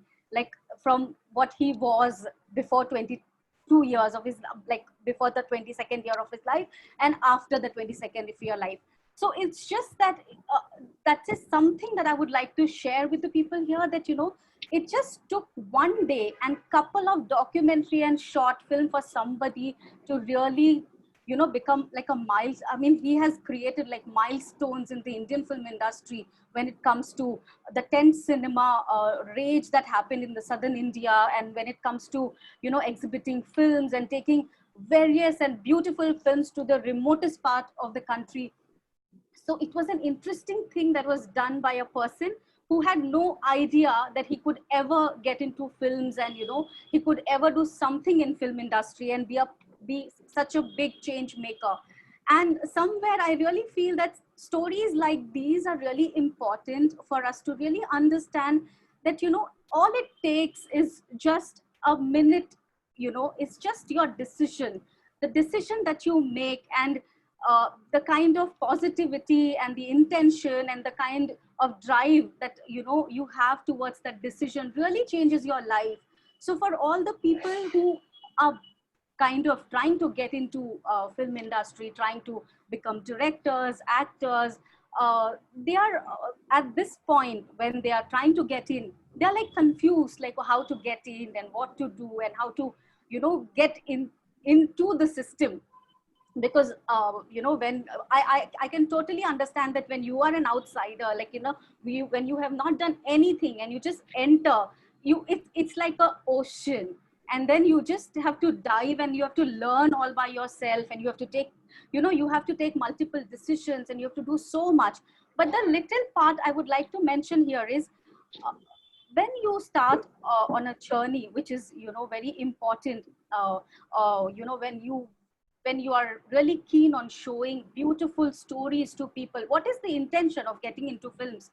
It's like there is a story that you want to tell people. There is something that you want to show people. You want to take the people into some world which you believe is something which is very important. You have to create that world. You have to live that world, and you have to show that world and take the people inside. So it's very important that, you know, these little steps that you take, it's very important. Like you know, most of the eminent directors, they have done a lot of documentaries in the past, and somewhere a lot of directors started out with becoming a documentary filmmakers, because it really empowers you to understand that you can take care of various departments, and you can really handle the, you know, you can have a little command over camera, over, you know, the kind of people you are you know, you have in your film, and the kind of music you want to have in the film, the kind of edit you want to do in the film. So documentary somewhere prepares you to take that big step in life. So I would really say that, you know, documentaries are really important, because when you start doing your documentaries, you really think about what kind of documentary you want to make. What is it that is close to your heart? What is the story that you would like to tell the world? What is it that, you know, somebody really needs to know, and somebody, so picking the right topic, picking the stories really defines you as a person, like who you are. What you really pick is something you really are from within. I really believe that. And so every films that you pick, there's an essence of that director, which, you can clearly make out from various directors, like somebody who's been doing a lot of commercial films, somebody who's doing, very different kind of films. So what is the kind of stories, what is the kind of film that you want to show, what is the kind of storyline that you want to make? So there are a lot of things that, as a beginner, you should really think about. And when you start on and when you start documenting films, it's a process. Like, you have to do this, you have to write your scripts, you have to shoot your films accordingly, you have to do interviews with people, you have to. So I'll give an example of how I started my career. I graduated, I did my journalism from Mumbai University, and I basically, I went to CNBC for my first job immediately after graduating from Wilson College and majoring into journalism. I was given a job with CNBC, and since I was not a very experienced, I mean, I was just starting out, they gave me a softer beat, which was Bollywood and Indian film industry and something like that. So I started interviewing directors, actors, and that was like something that really gave me an insight into what films are all about, what this film industry is all about, how people think, what they make, why they make, how they make. So that is something I really understood through that process. And I was very young. I was around 22 when I started with CNBC. And it was like I used to be on prime time, like every evening. I was the news anchor, and something my family really settled and thought that, this is something that you should do, and this is something that you should continue your life with. But that's something I really did not want to do. I wanted to share a lot of beautiful stories to the people, to the world. And I, stepped out of CNBC and I started doing my documentaries. The very first documentary which really intrigued me to the core was a story that I read in a newspaper, in a snippet, which talked about Land of Widows. Land of Widows, it was like like villages which are like completely widowed. There are no men in the villages. So it was kind of interesting for me to kind of understand, like, why? I mean, why is it? So after the headline, I went to the story, and it said that, there's a lot of sandstone mining happening in Rajasthan, and there's a lot of, the kind of things that happens, a lot of illegal sandstone mining happening, because of which you don't have medical, supplies, which are given to the people who are constantly exposed to silica dust. So you don't have any kind of medical kits to secure yourself or to protect yourself from the dust, which is like coming on your face 12 hours a day, which makes you go through various severe symptoms in the body. And after you have those kind of symptoms, you basically fall sick, and the mine owners throw you out, and then you have nothing to take care. I mean, there's nobody who can take care of you, and then you fall sick, and there's no treatment, and then you die. And that was something that was very powerful. I mean, how is it that there are villages and villages in Rajasthan which are completely widowed? I mean, so it just happened that I just took my I just got onto a flight, and I just landed there, and I wanted to understand what is it. And I spent a lot of time with the people. I stayed with them, I understood their story, I documented it, because I had really wanted people to see and understand what really happens in the world, and what really happens. So this is the kind of story which I did in the like, this was my first film, and after which I did multiple films. And the other one which I did, one of the films which I did was called Foresting Life, which actually went on to get national award. And it was a beautiful story which was not known to the world, about the kind of contribution this one man had done to the humanity and the environment, and how he actually had created a forest in 35 years, 1,500 acres of forest, which housed about 4 Bengal tigers, and a whole lot of ecosystem around it. So it was a beautiful story for us to understand that what a single person can really do and achieve in one lifespan. So it was a beautiful story of resilience. It was a beautiful story of achievement. It was a really beautiful story for people to get inspired and to derive some kind of positive message for us to even take care of the environment and stuff like that. So I really felt that that was a story which was necessary for the world to see. And I always make stories for, I mean, the kind of stories that I really make are like the kind of stories that I really want the people to see, and for it to reach. And I mean, for these little stories which can be, people can get inspired from. So this is the reason why, I did a lot of documentaries. Again, currently I'm scripting a few other documentaries which talks about silent water revolution in Pondicherry district. And then we are talking about human elephant conflict in the northeast of India, which is Assam and the other Karbi Anglong area and all those places. So these are the kind of, documentaries which the world needs. Why? Because we all know the kind of situation we are in when it comes to water. Water security has become a really important issue now, and we really need to talk about it. We really need to, make people aware about these issues, and we really need to, encourage dialogues around water security, conservation, and preserving knowledge, and kind of various other things, aspects related to water security. So these are the kind of films that we are currently doing, which really even now when you see like when you go through the news channels and everything, you really see the kind of treatment the elephants are getting.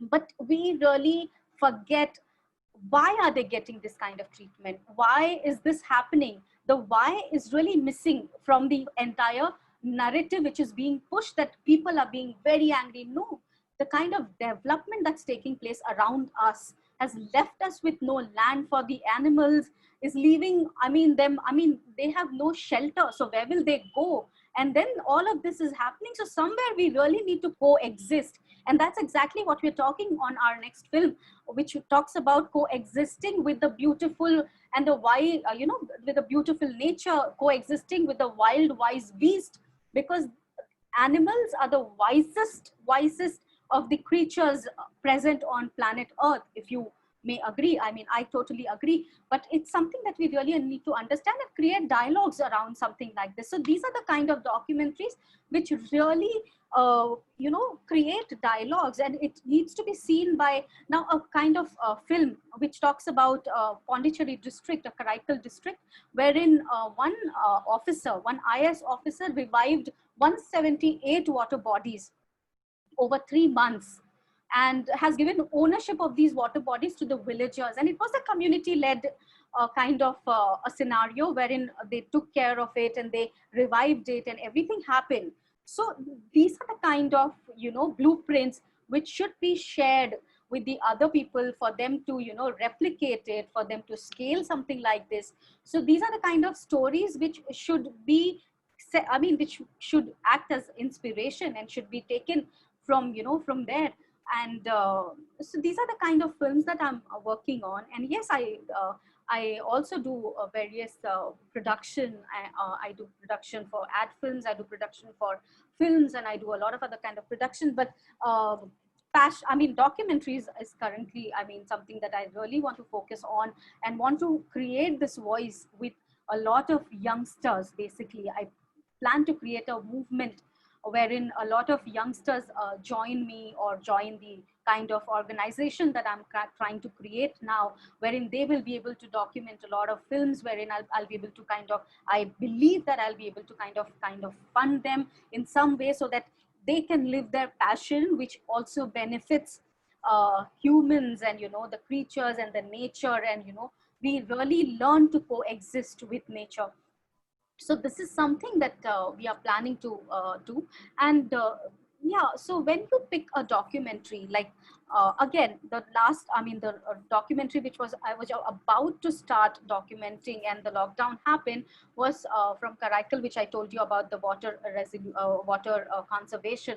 So these are the kind of documentaries that, you have to, when you're starting out, when you want to do something in film industry, start from documentaries, because that really gives you a sense of why you want to become a filmmaker.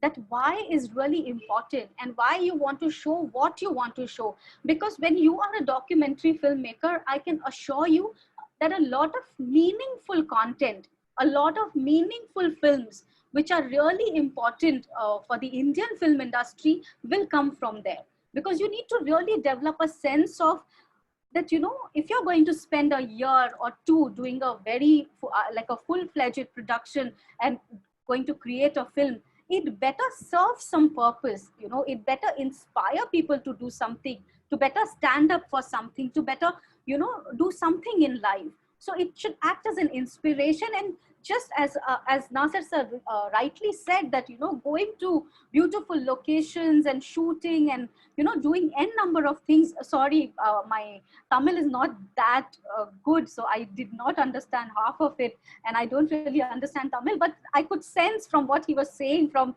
the way he was saying, I could sense that he meant to say that shooting a song in New Zealand or Europe is not filmmaking. You really need to. This lockdown has really given people a kind of a setback for the Indian film industry, for them to really understand the kind of films people are really keen on watching. Why are people moving to content which are interesting? You can see the content on Amazon, Netflix, and other places, and small films, but you're not getting the kind of attention these films are getting, like the Delhi Crimes. I don't know if you've seen that on Netflix. I don't know if you've seen the other series which have come on Amazon, like Patal Lok. I mean, this talks about I mean, very different kind of stories from the villages of India. And the hero, they have really clearly told us that the hero is not somebody who will have a six pack and whose body will be well built and everything. That person is not the hero that we need at this point. We need a hero who can really bring about change by little things that he can do in life, by the little things that he can really create around him. And that's the kind of hero we really need in life at this point. And I really feel that a lot of people have really they're really trying to understand the kind of films that they will be making now. So there is this whole race for doing biographies of showing very important personalities from the past. So they are kind of making films on those.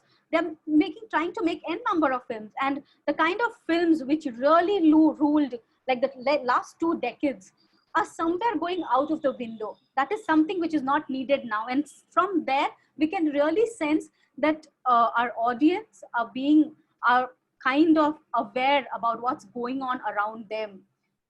Social media has created a lot of awareness amongst people, and that something is really helping change the whole narrative of how the films are being made and what kind of stories we really need to talk about. So these are the kind of stories that, we should really think, and the kind of, so the stories are all around you. You really don't need to, if suppose I'm in Chennai, that doesn't really mean that I will go to the the biggest of the person like a Rajnikant or somebody and talk about him and make a biography around him. No, he is a story, yes, but there are n number of stories around me in my area itself, like how few women are bringing about the whole revolution in water. When you talk about water, how there are people who are trying to fight for what is happening with the environment. So these are the kind of stories which will become the next narrative that we're talking about. And really, you really need to understand that for this you need to research well.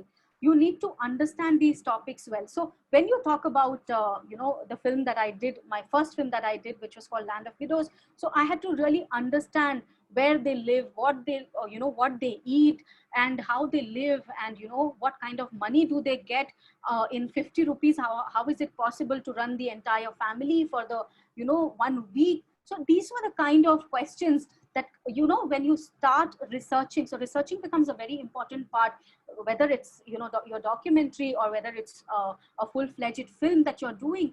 So you really need to research well. You need to really create a premise of what you want to say as a director, of what you want to show as a director. So all these things become really important, and really feel that, by picking up small documentaries. And now I think the phones have become very, I mean, you can do your documentaries with phones. Just you use your mobile phones and create small 5-minute films. You yourself will understand what filmmaking is all about. When you will show, while you're doing it, you will not understand. But when you will create that 5 minute, and when you will show it to the other 5 people around you in the, in your hometown, or in your area, or in your building, when you will show that film, 5 people will talk to you about, so they'll ask you questions, and you will understand, oh, I did not pay attention to something like that. I should have paid attention to that. That was important. So then when you do these small documentaries, you kind of get 360-degree perspective of an issue, of the particular topic. So the next time you pick up anything, you will develop more skill sets and do it in a better way. So these small steps are really important. And what are short films? Short films are nothing but the climax of any larger film that you see, like a 2-hour film. The climax of that film is a short film. So that is the idea, like, that is something. So if you can handle the climax, if you can do that short film, and if you can handle that climax of the film, why can you not handle the entire production? It's easy, but you need to develop that skill set to handle that one or couple of scenes, to see if you can manage or not manage it. And I think these short films and documentaries can really make you really aware. So I would also suggest that, read a lot of books on, the kind of cinema, dialogues and narratives which are being, which are being spoken about. Read a lot of books, watch a lot of documentaries, watch a lot of short films. Try to do your own thing. Like, just do something. Do not sit idle, just do it. Even if you don't have money, even if you don't have anything, just pick up your phone, just make something interesting, see what you can do, and you will be amazed. Next time 2 more people will join you, next time 6 more people will join you, and that's how things will actually evolve for you. So I would really suggest that take steps by steps. Don't think about, I have to make a very big film, and what you have to make, what you want to say, that something needs to be developed. So that can only be developed when you are aware about what's going on around you. Read a lot of stuff, know what is the current affairs, like read a lot of issues. Why are the debates happening across the country for various issues? What is the perspective? Do not become, I do not get into a biased dialogue. Understand both the perspectives, because for a filmmaker, you cannot have one person's point of view in the film. You have to have perspective of the characters, either the mother or the brother or the husband or the sister, or everybody, and you have to beautifully justify all the characters in the film. And you really need to get rid of all your biases and everything, and see the world from everybody's shoes. Get into somebody else's shoes and see your life. You will become a director, and a very good director. Just step into the other person's shoe and try to understand what that person feels and what that person is going through at that particular moment. You will get an insight to doing a beautiful job when you are trying to create a film. So yes, this is exactly that I had wanted to share with the with the participants. If there are any questions, I'm here to answer them. So Joshua, if you would like to take it from here. Yeah, there are a couple of quick questions. Okay. Yeah.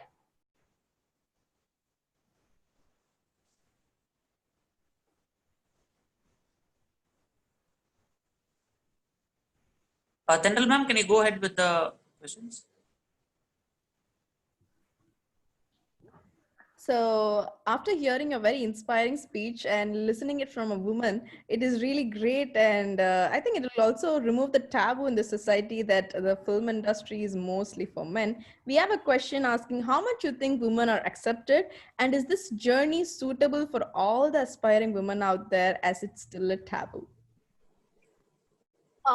See, I'll be very honest with you. When I want, if I have a project and if I'm going to direct. With documentaries, that is not the case. With short films, that is not the case. But when you talk about a larger picture, a larger production, that really, defines, because women, we really need to change the narrative around women and how women are perceived within the society, because a lot of producers, even the biggest of the producers, come from a mindset that, women are kind of should be restricted, or various other things, and they are apprehensive on giving projects to women. They have kind of a bias, will she be able to do it? What if she gets married? What is she about? What if she will deliver a kid? A lot of questions, So these are the kind of biases. I mean, there are beautiful stories coming out from across the globe. I must say that, how women are becoming pioneers in every particular field, whether they are just, delivered a baby of 1 month ago, or, something like that. So these are beautiful stories of the kind of, after doing everything that they are supposed to do, they are showing that they can even excel in the fields that, and we've seen such beautiful examples all across everywhere. And this is really inspiring. But yes, I mean, there are a few biases, and, when, you are a person wherein the entire unit is, all men, all men around you, and you are the only person trying to do stuff around them.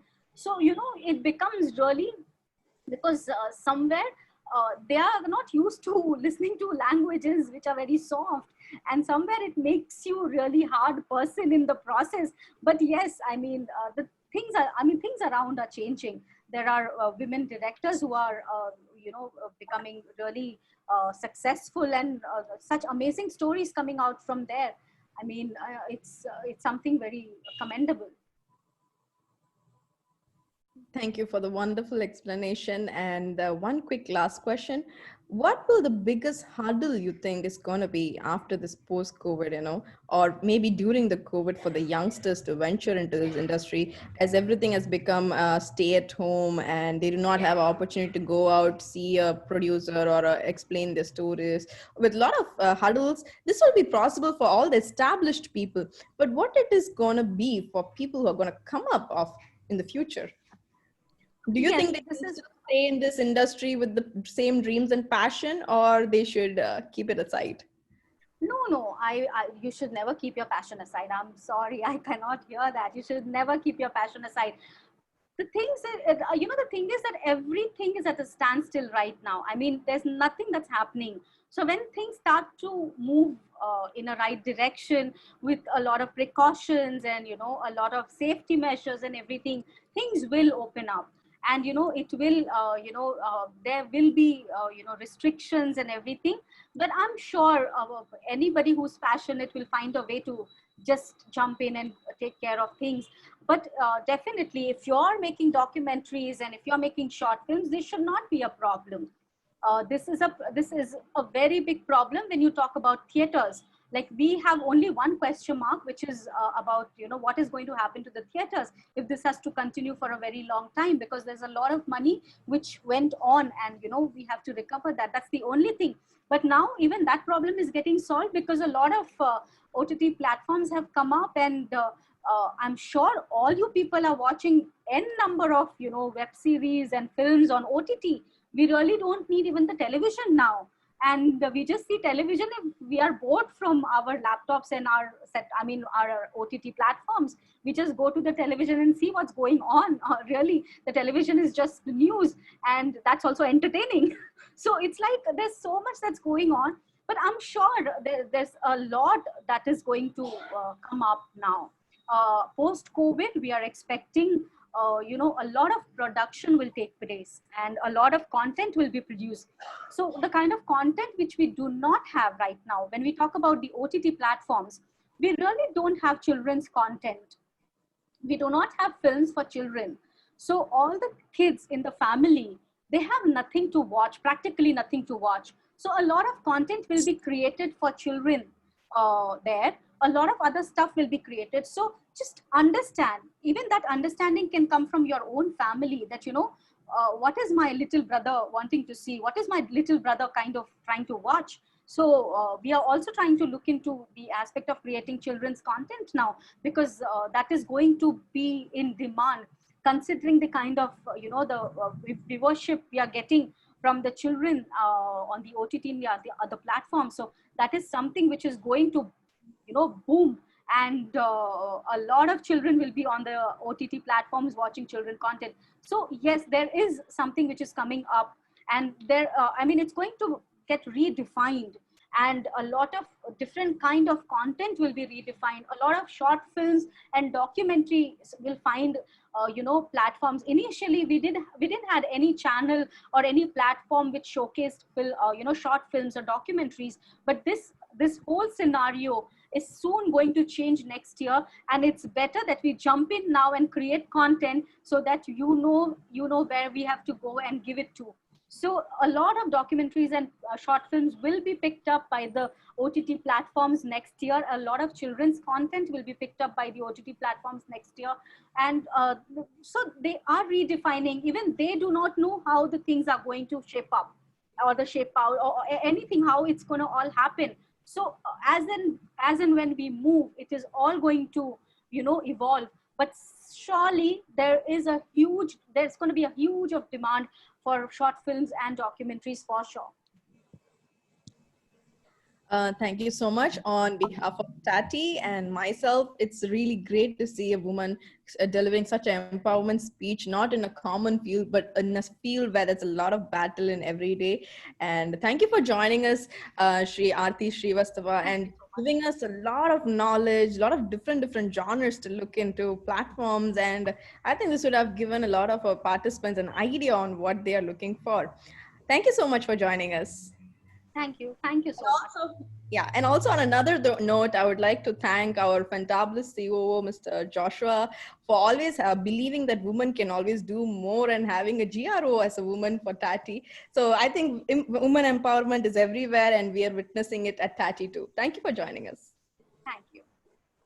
Thank you, Aarti. Thank you, Aarti, so much for joining with us. It now gives me great pleasure to introduce to you today's second speaker of the day, Power Pandian Asan Master.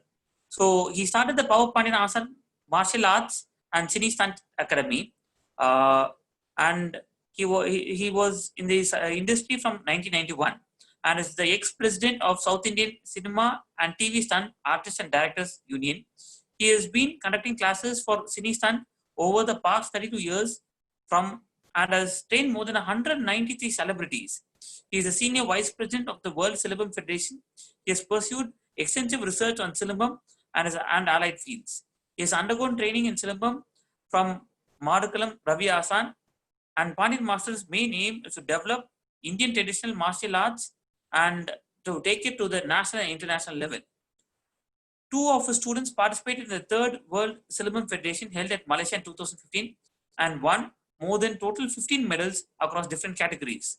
It now gives us immense pleasure to have with us Power Pandian Asan Master to the session.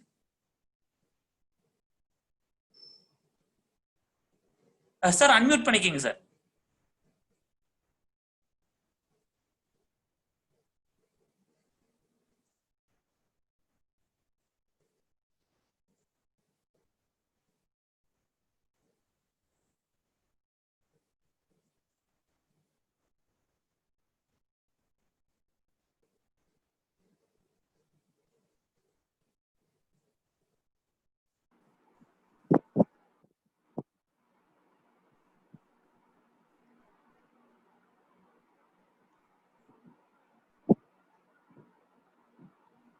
Master இப்ப பேசலாம், கேக்குது. வணக்கம். Tamil Nadu advance technical training institute international media இந்த நிகழ்ச்சியை துவக்கி வைத்து உரையாற்றிய மத்திய நாடாளுமன்ற உறுப்பினர் திரு திருநாவுக்கரசர் அவர்களுக்கும், திரைப்பட நடிகர் திரு நாசர் அவர்களுக்கும், மற்றும் ஆவண திரைப்படத்திற்கு மத்திய அரசின் விருதை பெற்ற ஆர்த்தி ஸ்ரீவஸ்தா அவர்களுக்கும் பணிவான வணக்கம். திரைப்பட ஸ்டண்ட் அப்படின்றது இந்த ஸ்டண்ட் கலை திரைப்படத்துறையிலே எந்த அளவுக்கு பங்கு பெறுகிறது, இதோட பங்களிப்பு என்ன? திரைப்படம் தோன்றிய காலத்தில், ஆரம்ப காலங்களில் திரைப்படத்தில் சண்டை காட்சிகள் என்பது கிடையாது. ஒரு காலகட்டத்தில் இதற்கு பாடல்களுக்கு முக்கியத்துவம் கொடுத்த காலகட்டம். அடுத்த காலகட்டத்தில் திரைப்படங்களுக்கு சண்டை காட்சி இன்றியமையாத இருந்த காலகட்டத்தில் புரட்சி தலைவரின் படங்களில் திரைப்பட சண்டை காட்சிகள் உருவாக ஆரம்பித்த காலம். அதற்கு முன் பி. சின்னப்பா, எஸ். கொக்கோ, ரஞ்சன் காலங்களில் திரைப்பட சண்டை காட்சி உருவாக்கப்பட்டது. திரைப்பட சண்டை காட்சிகள் ஆரம்ப காலங்களில் பல பிரிவுகளாக இருந்தது. இப்படி பல பிரிவுகளாக இருக்கிற போது இதற்கென்று ஒரு அமைப்பு கிடையாது, ஸ்டார்டிங்கும் இல்லை. இந்த காலகட்டத்திலே பல பிரிவுகளில் திரைப்பட சண்டை காட்சிக்கு தந்தையாக ஸ்டண்ட் சோமு என்பவருடைய ஒரு குழுவினரும், ஆர். என். நம்பியார் என்கிற ஒரு குழுவினரும், ஸ்டண்ட் பல்ராம் என்ற ஒரு குழுவினரும், இப்படி ஒரு பல பிரிவினர்கள் தனித்தனியே சண்டை காட்சிகளை அமைத்த காலகட்டம். 1966ஆம் ஆண்டு திரைப்பட சண்டை கலைஞர்களுக்கென்று ஒரு சங்கம் உருவானது. இந்த சங்கம் துணை நடிகர்கள் சங்கத்தில் இருப்பவர்களும் மற்றும் திரைப்படத்தின் சண்டை காட்சியில் கலந்து கொள்ள வேண்டும், திரைப்பட சண்டை காட்சியில் பங்கு பெற வேண்டும் என்று தற்காப்பு கலையை முறையாக பயின்று அதை திரைப்படத்திலே செய்ய வேண்டும் என்ற ஆர்வம் கொண்ட பல பேர்களை சேர்த்து ஆரம்பிக்கப்பட்ட ஒரு தென்னிந்திய திரைப்பட டிவி ஸ்டண்ட் இயக்குநர்கள் ஸ்டண்ட் நடிகர் யூனியன். இந்த சங்கம் உருவாக்கப்பட்டது 1966. இந்த சங்கம் உருவானதுக்கு பிறகு இதில் இருந்த உறுப்பினர்கள் பல சண்டை காட்சிகளில் ஈடுபட்ட காலம். புரட்சி தலைவர் எம்ஜிஆர் காலங்களில் இருந்தும் நடிகர் திலகம் சிவாஜி கணேசன் சார் அவர் காலத்திலும் தென்னிந்திய திரைப்பட ஸ்டண்ட் கலைஞர்கள், குறிப்பாக தமிழ், தெலுங்கு, கன்னடம், மலையாளம் உள்பட பல திரைப்படங்களுக்கு தென்னிந்தியாவிலே பணிபுரிந்திருக்கிறார்கள். குறிப்பாக இந்தி திரைப்படங்களுக்கும் நாம் பணிபுரிந்திருக்கிறோம்.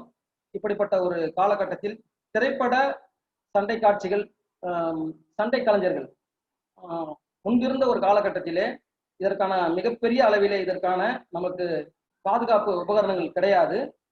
ஸ்டண்ட் கலையை பொறுத்த வரைக்கும் அவருக்கு கற்றுக்கொண்ட தற்காப்பு கலையும் வித்தைகளையும் வைத்து இந்த சாகசம் என்கிற சர்க்கஸில் இருப்பவர்களை கொண்டு வந்து கூட திரைப்பட சண்டை காட்சிகளை பயன்படுத்தி இருக்கிறார்கள். இப்படி ஒரு காலகட்டம் தாண்டி இந்த ஸ்டண்ட் கலையினுடைய வளர்ச்சி கொஞ்சம் கொஞ்சமாக உருவேறி வருகிற காலத்திலே திரைப்பட சண்டை கலைஞர்கள் அவர்களுடைய ஆபத்தான இந்த சண்டை கலையை செய்கிற பொழுது அவர்களுக்கென்று ஒரு பாதுகாப்பு இல்லாத ஒரு காரணத்தினாலும், மேலும் இந்த சண்டைக்கலை மிகவும் ஆபத்தான ஒரு கட்டத்திலே இருப்பதாலும் நிறைய பேர்கள் வந்து இதில் இணைவதில் தயக்கம் காட்டினார்கள். ஏனென்றால் கரணம் தப்பினால் மரணம், இந்த மரணத்தோடு விளையாடுவது என்பது பல பேருக்கு ஏற்புடையதாக அல்ல. ஏனென்றால் திரைப்பட சண்டை காட்சிகள் என்பது உங்களுக்கு தெரியும், அன்றைய காலகட்டத்திலே வந்து திரைப்பட சண்டை ஓடும் ட்ரெயினிலும் இருந்து குதிப்பது போலவும் ஓடும் காரிலும் குதிப்பது போலவும் செய்யும் போது அதை சண்டை கலைஞர்கள் எந்தவித பாதுகாப்பு உபகரணங்களும் செய்திருக்கிறார்கள். ஸ்டண்ட் யூனியன் ஆரம்பிக்க முன்னாடி ஒரு காலகட்டத்திலே ஓடும் ரயில் முன் பாய்ந்து சென்று அந்த பக்கம் கடக்கிற ஒரு வண்டியை ரயில்வே கேட்டை மூடுகிற பொழுது நடராஜன் என்கிற ஒரு சண்டை கலைஞர் ட்ரெயினில் அடிபட்டு 60 துண்டுகளாக சிதறி உயிரிழந்திருக்கிறார். இப்படிப்பட்ட ஒரு காலகட்டம் இருந்திருக்கிறது.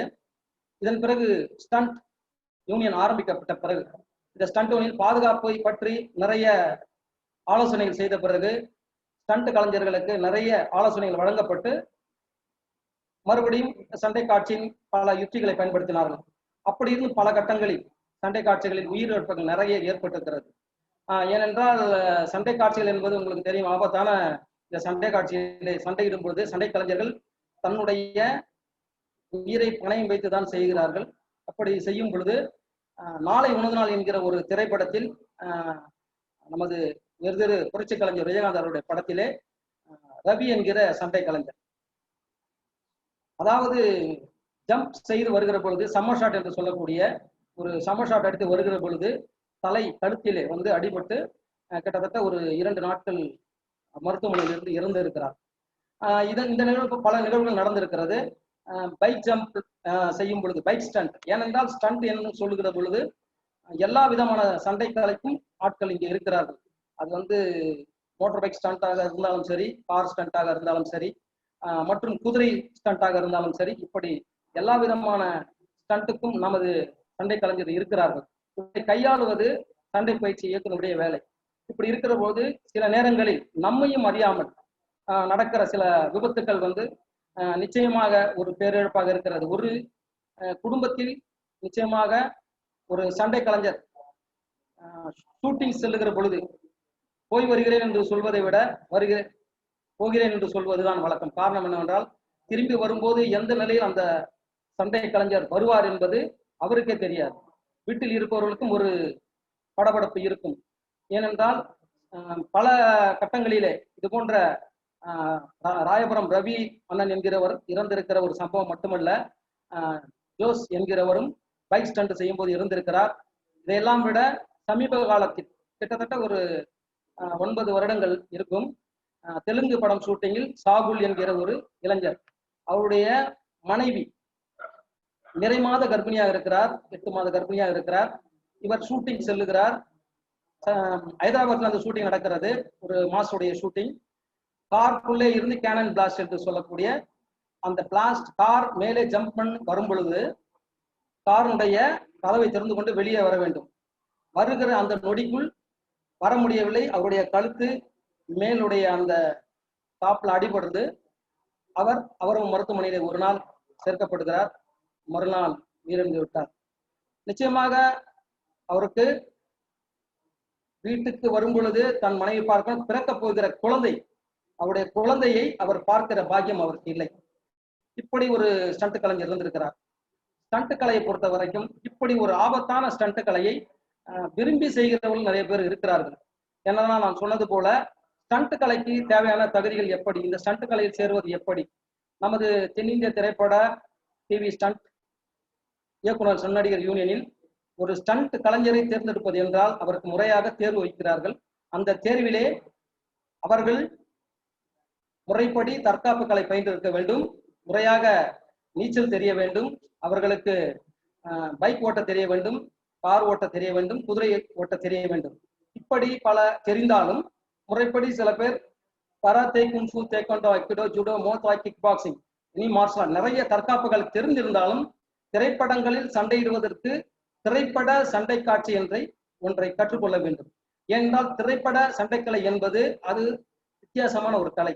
அனைத்து தற்காப்பு கலையில் இருக்கிற முறைகளில் திரைப்பட சண்டைக்கலை என்பது நாம் ஒருவரை முகத்திலே குத்தும் பொழுது அவர் அதற்கான ரியாக்ஷன் கொடுக்க வேண்டும்.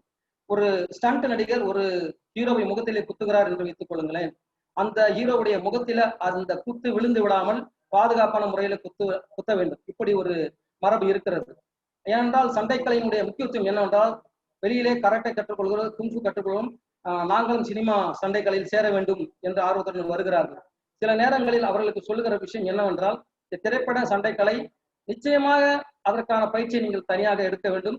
முக்கியமாக திரைப்பட சண்டைக்கலைக்கு ஜிம்னாஸ்டிக்ஸ், ஆக்ரோபாட்டிக்ஸ் முக்கியமாக தேவைப்படுகிறது. காரணம் என்றால் இந்த பாலிங்ஸ் என்று சொல்லக்கூடிய விழுகிற முறைகள், இந்த விழுகிற முறைகள் பலதரப்பட்ட முறைகள் இருக்கிறது. இந்த விழுகிற முறைகள் ஜிம்னாஸ்டிக்கிலிருந்து நாம் பயிற்சி பெற்று அதிலிருந்து தனியாக திரைப்பட சண்டை காட்சிக்கு என்று நாம் பயிற்சி பெறுகிறோம். இந்த பயிற்சி கிட்டத்தட்ட கீழே விழுகிற முறைகள் எப்படி வேண்டுமானாலும் இருக்கலாம். ஏனென்றால் ஒரு டேபிள் வைத்துக் கொள்ளுங்கள், கதாநாயகன் ஒரு சண்டை கலைஞரை அடித்து விடுகிற பொழுது அந்த டேபிள் மீது விழுந்து அந்த டேபிள் உடைய வேண்டும். உடைகிற டேபிளில் இருந்து ஆணி இருக்கலாம், இல்ல உடைகிற அந்த பலகையினுடைய அந்த பீஸ் என்று சொல்லக்கூடிய ஏதாவது ஒன்று அவரை எங்கு வேண்டுமானாலும் குத்தி விடலாம். இப்படி விபத்து நேருகிற வாய்ப்பு இருக்கிறது.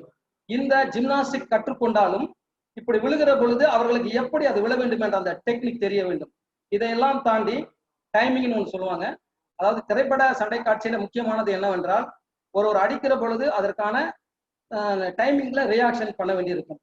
ஒரு இடத்துல ஹீரோ இன்னொருத்தர் அடிச்சுட்டு இன்னொருத்தர் அடிப்பாரு. இந்த அடிக்கிறதுக்கு அடுத்த சண்டை கலைஞர் உள்ள அந்த அடியை வாங்கி கொண்டு வெளியே போக வேண்டும். இவர் வாங்க உள்ள ஒருத்தர் திருப்பியும் இன்னொரு அடியை வாங்கிக்கிட்டு பால் பண்ண வேண்டும். பால் பண்ணவர்ல இருந்து திருப்பியும் இன்னொருத்தர் அடிக்கிறாரு, திருப்பி பால் பண்ணவர் எழுந்திருச்சு திருப்பியும் அடிச்சு அடி வாங்கணும். இப்படி ஒரு சண்டைக்கலையினுடைய பல யுத்திகளை கற்றுக்கொள்ள வேண்டும். சண்டைக்கலையை பொறுத்த வரைக்கும் நான் சொன்னேன், பல பிரிவுகள் இருக்கிறது. இதில் வெறும் நாம் கைகளால் குத்துவதும் கால்களால் உதைப்பதும் மட்டுமல்ல, இந்த சண்டைக்கலையினுடைய ஜிம்னாஸ்டிக்ஸ், ஆக்ரோபாட்டிக்ஸ் இருந்தாலும் சினிமாவுக்காக அதை மாதிரி செய்வது எப்படி, அதை மாடிஃபை பண்ணுவது எப்படி, இப்படி ஒரு கலை இருக்கிறது. கிட்டத்தட்ட ஒரு 35 ஆண்டு காலம் இதை நான் பயிற்சி கொடுத்து கொண்டு இருக்கிறேன். சிலம்பக்கலை என்பது உங்களுக்கு தெரியும், தமிழர்களுடைய பாரம்பரிய தற்காப்பு கலை சிலம்பக்கலை. இந்த சிலம்பக்கலையினுடைய உட்பிரிவுகள் ஏராளமாக இருக்கிறது. இந்த சிலம்பக்கலையினுடைய வரலாறு மிகப்பெரியது, அதை சொல்லிக்கொண்டே போகலாம். இப்ப இருக்கிற குறுகிய நேரத்திற்குள் உங்களுக்கு திரைப்பட சண்டைக்குள் சிலம்பம் என்னவாக செயல்படுகிறது என்பதை மட்டும் நான் கூற விரும்புகிறேன். காரணம் என்னவென்றால், நம்முடைய தென்னிந்தியாவில் இருக்கிற இந்த சென்னையில் இருக்கிற ஸ்டண்ட் யூனியன் முக்கியமாக இந்த சிலம்பக்கலையில் பாவலா ஒன்று என்று இருக்கிறது. இந்த சிலம்பக்கலையிலே மன்னர் காலத்தில் சிலம்பக்கலை போர்க்கலையாக இருந்திருக்கிறது. அதன் பிறகு இந்த கலை வீர விளையாட்டாக மாறி இருக்கிறது. சிலம்பாட்டம் என்கிற இசையோடு சேர்த்து சிலம்பாட்டமும் இருக்கிறது. இன்று விளையாட்டாக மாறி இருக்கிறது. இந்த வரலாறு வேறு. இந்த சிலம்பக்கலையை சினிமாவுக்குள் எப்படி பயன்படுத்தணும் என்பதற்கு புரட்சி தலைவர் ஒரு எடுத்துக்காட்டாக இருக்கிறார். காரணம், அவருடைய திரைப்படங்களிலே திரைப்படத்தினுடைய சிலம்பத்தினுடைய உட்பிரிவுகளை ஒற்றை நெடுங்கம்பு, இரட்டை நெடுங்கம்பு, வான்கம்பு, வேல்கம்பு, ஒற்றை வாள், இரட்டை வாள், ஒற்றை சுருள், இரட்டை சுருள், இன்னும் வெளியிலே இன்றைய தலைமுறைகளுக்கு தெரியாத பல ஆயுதங்கள் இருக்கிறது. கோப்டா, கடாரி, ஈட்டி, கோடாரி, இது செய்முறைகள். குலபகாவல் என்ற ஒரு படத்திலே புரட்சி தலைவர் அவர்கள் கோப்டா என்கிற ஒரு ஆயுதத்தை பிரமாதமாக செய்து காட்டுகிறார். சண்டையிட்டு இருப்பார். அப்பொழுது அந்த கலையினுடைய நுணுக்கத்தை அவர் தெரிந்து கொண்ட காரணம், முறைப்படி அதை ஒரு ஆசானர் கற்றிருக்கிறார். பல ஆசான்களிடம் அந்த கலையை அவர் பார்த்து அதை உள்வாங்கி இருக்கிறார்.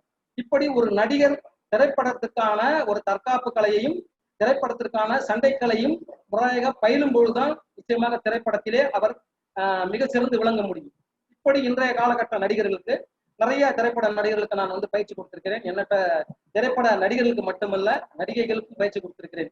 திரைப்பட கலையை பொறுத்த வரைக்கும் நிச்சயமாக இது பல கலைகளினுடைய கலவை என்று சொல்லலாம். திரைப்பட ஸ்டண்ட் அப்படி என்பது பல கலைகளோட கலவை. இந்த கிட்டத்தட்ட நான் சொன்ன kung fu, taekwondo, aikido, judo, karate எது கற்றுக்கொண்டாலும் திரைப்பட சண்டை கலையை கற்றுக்கொள்ள வேண்டும். ஜிம்னாஸ்டிக்கும் நாம் செய்கிற ஜிம்னாஸ்டிக் வேறு, சினிமாவில் செய்கிற ஜிம்னாஸ்டிக் வேறு. இப்படி இந்த திரைப்பட சண்டைக்கலை நிச்சயமாக கற்றுக்கொள்வது எளிதான காரியம் அல்ல. இதற்கென்று நாம் பிரத்யேகமாக பயிற்சிகளை பெற வேண்டும். இப்படி எங்களுடைய தென்னிந்திய திரைப்பட ஸ்டண்ட் யூனியனில் பல கட்டங்களாக அனுபவத்தில் கிடைக்கிற பயிற்சிகள் உண்டு. நிச்சயமாக சில பயிற்சிகள் நீங்கள் பார்த்திருப்பீர்கள். கிட்டத்தட்ட ஒரு 100 அடுக்கு மாடியிலிருந்து குதித்த வரலாறும் நிறைய இருக்கிறது. இந்தியன் திரைப்படத்திலே 36 பேர் ஒட்டுமொத்தமாக ஒரு ஃபால்ஸ், அதாவது ஒகேனக்கல் ஃபால்ஸ் வந்து குதிச்சிருக்காங்க. 36 பேர் ஒரே டைம்ல ஸ்டண்ட் கலைஞர்கள் குதிச்சிருக்காங்க. இந்த ஃபால்ஸ்ல ரொம்ப ஆழம் இருக்கும், கிட்டத்தட்ட அண்டர் வாட்டர் கரண்ட் முதல்ல இருக்கும்னு சொல்லியும் இதையெல்லாம் உள்வாங்கி கொண்டு கூட ஒரு சிறப்பாக ஒரு சண்டைகளை செய்ய வேண்டும் என்பதற்கு அவர்கள் நீச்சல் பெற்றவர்களை கொண்டு வந்து நம் ஸ்டண்ட் கலைஞர்கள் அவர்கள் அதை செய்துட்டு இருக்கிறார்கள். இப்படி பலதரப்பட்ட சண்டை கலைகளை செய்கிற பட்சத்தில் நமக்கு இந்த இன்றைய சினிமா அன்றைய சினிமா அப்படின்னு எடுத்து பார்க்கும் பொழுது பழைய திரைப்படங்களில் வருகிற சண்டை காட்சிகளுக்கு நிறைய பாதுகாப்பு உபகரணங்கள் கிடையாது, டெக்னாலஜி கிடையாது. கேமராக்கள் அப்போது இருக்கிற ஒரு சில கேமராக்கள் தான். இன்றைய சினிமா மிகவும் வளர்ந்து விட்டது, டெக்னாலஜி நிறைய இருக்கிறது, இன்றைய பாதுகாப்பு உபகரணங்கள் அதிகமாக இருக்கிறது. இன்றைய சினிமாவிற்கு நிச்சயமாக நிறைய வரவேற்பும் இருக்கிறது. இதை பற்றி நிறைய என்னால் சொல்லிக்கொண்டே போக முடியும். இருந்தாலும் இதுவரை நான் சொல்லியவற்றிலிருந்து உங்களுக்கு ஏதாவது கேள்விகள் கேட்க வேண்டும் என்றால் நிச்சயமாக கேட்கலாம், தாராளமாக கேட்கிறேன். Thank you master. ஒரு 2 கேள்விகள் மட்டும். அதாவது இப்போ ஒரு இளைஞர் நான் ஸ்டண்ட்ல ஜாயின் பண்ணணும், இல்ல ஸ்டண்ட் கத்துக்கணும் அப்படின்னா அதுக்கு என்ன வழி, எப்படி செயல்படலாம்னு கொஞ்சம் சொல்லுங்க. ஸ்டண்ட் யூனியனுடைய அந்த முறைப்படி ஸ்டண்ட் யூனியன் ஒருத்தர் சேர வேண்டும் என்று விண்ணப்பிக்க வேண்டும் என்றால் இது ஸ்டண்ட் யூனியன் மிகவும் ஆபத்தான தொழில் என்பதால் முழுக்க வாரிசுகள் நிறைய பேர்கள் இதில் வந்து கொண்டிருக்கிறார்கள். நான், என்னுடைய பிள்ளை இப்படி வந்து கொண்டிருக்கிறார்கள். 3 தலைமுறையாக அப்பா, தாத்தா, அப்பா, பிள்ளை இப்படி இருக்கிறவர்களும் இருக்கிறார்கள். வெளியிலிருந்து ஒரு நபர் சேரும் போது தன்னுடைய கார்டு வேண்டாம், என்னுடைய பிள்ளைக்கு பதில் இந்த நபரை நான் சேர்த்துக்கொள்ள, இவர் இதற்கு தகுதி வாய்ந்தவர், இவருக்கு எல்லா விதமான தற்காப்பு கலை தெரியும், திரைப்பட சண்டை பயிற்சியும் தெரியும் என்று சொல்லி விண்ணப்பம் கொடுக்கிற பட்சத்திலே சேருகிற அனைவருக்கும் ஒரு நாள் தேர்வு வைப்பார்கள். டெஸ்ட் வச்சு அதன் மூலமாக தான் எல்லாரையும் தேர்ந்தெடுக்கிறார்கள். சரிங்க மாஸ்டர். மாஸ்டர் ஜென்ரலா இதுக்கு ட்ரைனிங் பயிற்சி வந்து எவ்வளவு நாட்கள் மாஸ்டர், இல்ல எத்தனை மாதங்கள், இல்ல எவ்வளவு வருஷங்கள் தேவைப்படும்? இதுக்கு ஒரு ஸ்டண்ட்டுக்கு தேவையான பயிற்சி உள்ள வரணும் அப்படின்னா அது தேவையான பயிற்சி எவ்வளவு நாள் ஆகும் மாஸ்டர்? ஸ்டண்ட்டுக்கான பயிற்சி என்று சொல்லும் பொழுது குறைந்தபட்சம் ஒரு ஸ்டண்ட் நடிகை உருவாவதற்கு என்னை பொறுத்தவரை 5 ஆண்டுகள் தேவைப்படுகிறது. காரணம் என்னவென்றால் திரைப்பட சண்டை காட்சியில் நிச்சயமாக பலதரப்பட்ட ஸ்டண்ட்டுகள் செய்யும். நான் ஏற்கனவே சொன்னேன், அது பைக் ஸ்டண்டா இருக்கலாம், கார் ஸ்டண்டா இருக்கலாம், குதிரையில ஸ்டண்ட் பண்றது. இப்போ இன்னும் நம்ம வெப்பன்ஸ் யூஸ் பண்றது, ஹிஸ்டாரிக்கல் படம்னா பால் சட்டைகள்லாம் வரும். எல்லாமே நம்ம கத்துக்கணும். இது கத்துக்கிற போது கிட்டத்தட்ட 5 ஆண்டுகள் நிச்சயமாக, அப்பதான் ஒரு முழு ஸ்டண்ட் கலைஞர் உருவாக்க முடியும். ஆனா நிறைய பேர் வந்து 10 வருடங்கள் கத்துக்கிட்டு வந்ததான் இருக்காங்க. குறுகிய காலத்தில் கற்றுக்கொண்டு வந்து சேர்ந்து என்பது சிறிது இயலாத காரியம். 5 ஆண்டுகள் கற்றுக்கொள்வது என்பது நல்லது. Thank you master. உங்களோட வேல்யூபிள் இன்புட்ஸ், ஒருத்தர் புதுசா ஸ்டண்ட்ல சேரணும் அப்படின்னா நீங்க சொன்னதுக்கு ரொம்ப நன்றி மாஸ்டர். இந்த ப்ரோக்ராம்ல உங்க இந்த பிஸி ஷெட்யூல்ல வந்து கலந்துக்கிட்டதுக்கு என்னோட சார்பாகவும் டாட்டி சார்பாகவும் உங்களுக்கு நன்றிகளையும் வாழ்த்துக்களையும் தெரிவிச்சுக்கிறோம் master.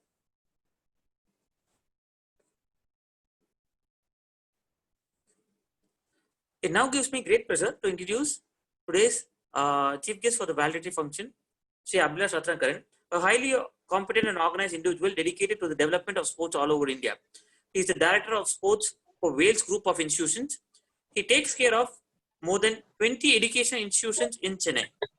Abhilash has been in the sports industry ever since he was 16 years old and has represented major clubs and institutions as a young, charismatic player and as well as people's favorite mentor.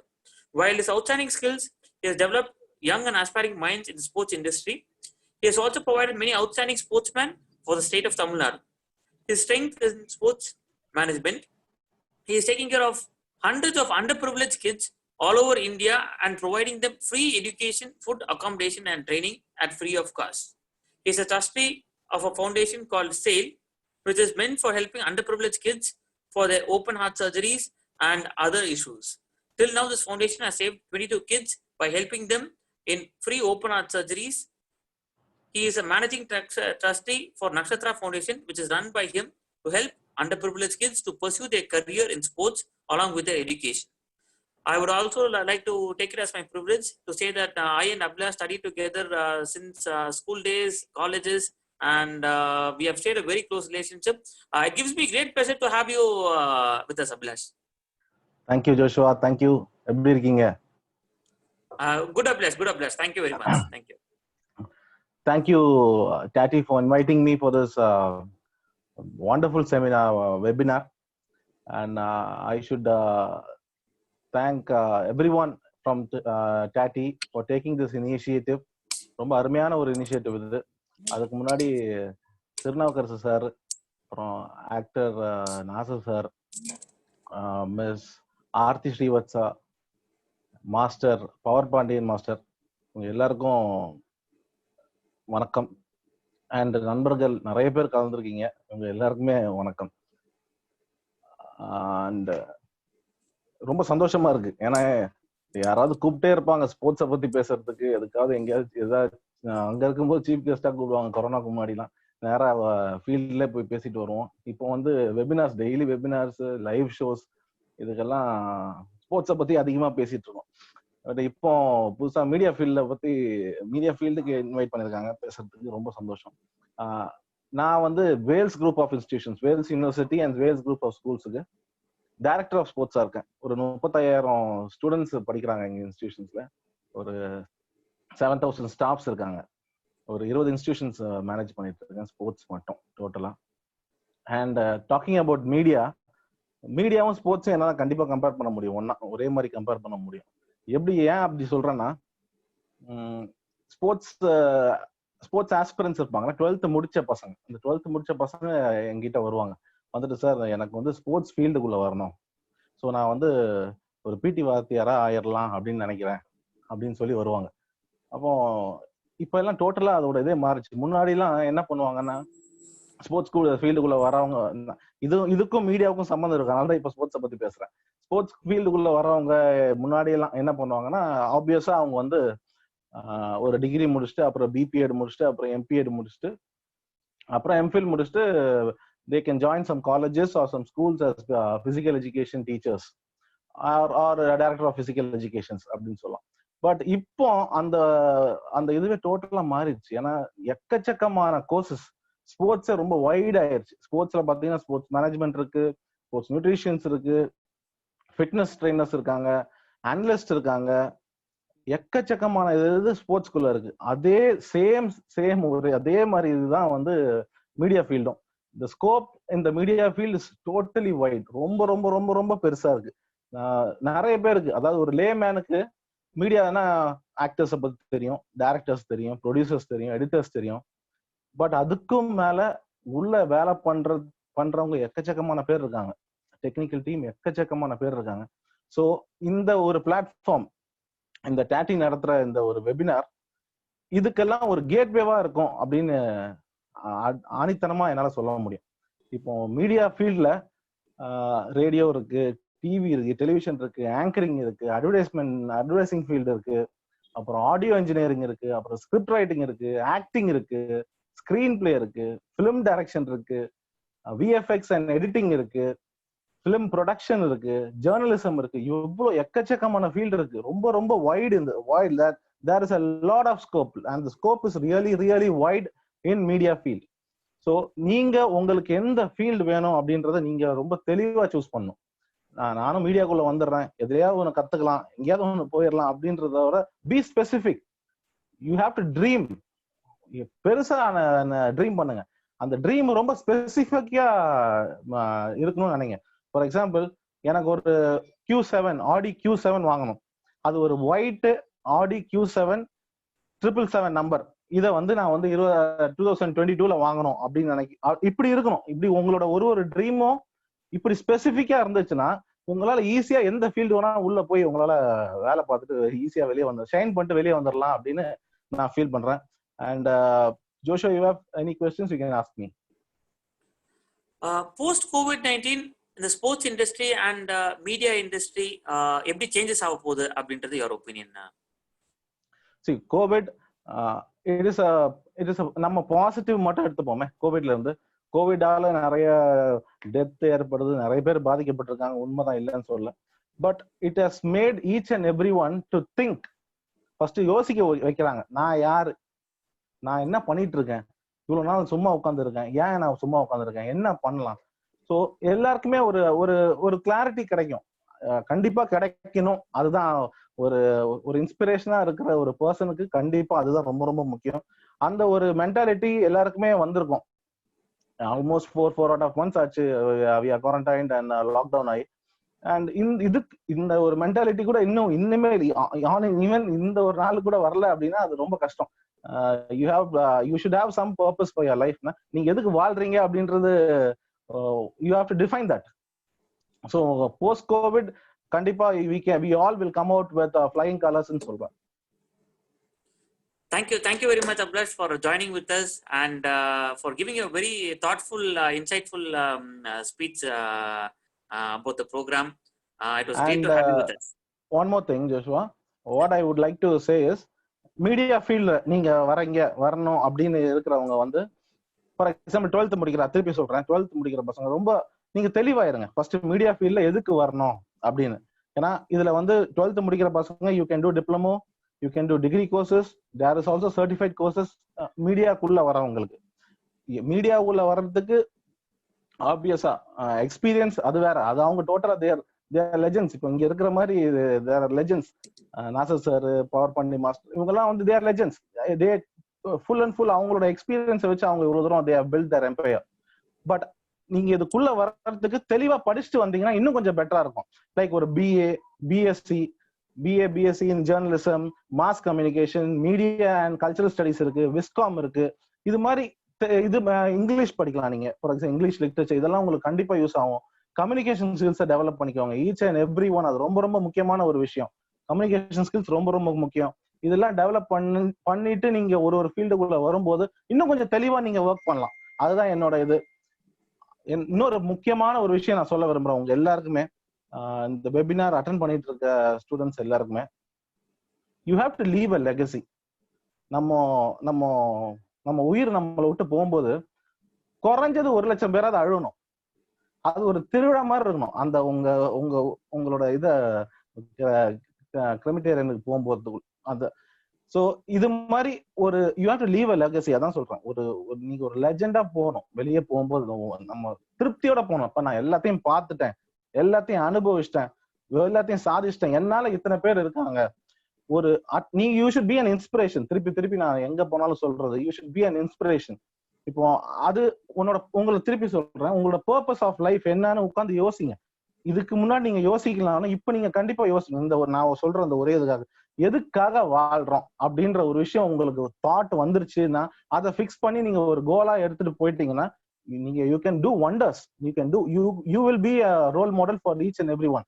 இப்ப என்னோட purpose என்ன அப்படின்னா 1 லட்சம் ஏழை பசங்களுக்கு free education in sports கொடுக்கும். இதுதான் என்னோட பர்பஸ். ஸோ இதை நோக்கி நான் டிராவல் பண்ணி ஓடிட்டு இருக்கேன். அடுத்த பர்பஸ் என்னன்னா தமிழ்நாடும் இந்தியாவையும் ஒரு பவர் ஹவுஸ் ஆஃப் ஸ்போர்ட்ஸ், இந்த உலகத்துக்கு ஒரு பவர் ஹவுஸா காட்டணும் அப்படின்னு நான் எதிர்பார்க்கிறேன். ஸோ உங்க டிசையர்ஸ் எல்லாம் ரொம்ப ரொம்ப பெருசா நினைங்க, உங்க ட்ரீம் எல்லாம் ரொம்ப பெருசா இருக்கணும். அண்ட் ஃபைனலி அபவுட் டாட்டி, நான் சொன்ன மாதிரி it is a beautiful gateway for the aspirants who would like to come into the media field. And I would like to thank Joshua and Tatti for giving this opportunity and doing this wonderful initiative. Thank you, Joshua. Thank you, Abhilash. That was very motivational, very inspiring. Thank you for joining us with us today. Thank you. Thank you. So on behalf of the entire team of Tatti, I would like to thank all the participants for joining with us. I think we have shared very valuable inputs today with you. Sri THIRUNAVUKKARASAR sir inaugurated the program and told us how it is going to be, how the situation is going to be post-COVID and how we have to stay motivated. Actor NASSAR sir spoke about acting and how you have to look into the field of acting, screenplay and direction, how it is going to be in the future. Then we had a wonderful speech by Srimati Ati Srivastava madam about documentary films and how you should look at in directing a short film or a documentary film. And then we had PowerPoint master who explained to us about stunt and how to get into the stunt union and what is the procedures, how to practice about it. And finally, we had from Abhilash as to how you should practice yourself, upgrade yourself, and how you should lead your life and how you should inculcate all the skills that is required to enter into the media industry. With that, we would like to sign off today and wish all the participants a very good evening and looking forward to meet you all tomorrow. Thank you all. Thank you so much, everyone who has joined us today in this session. I now kindly request all of you all to raise for the national anthem.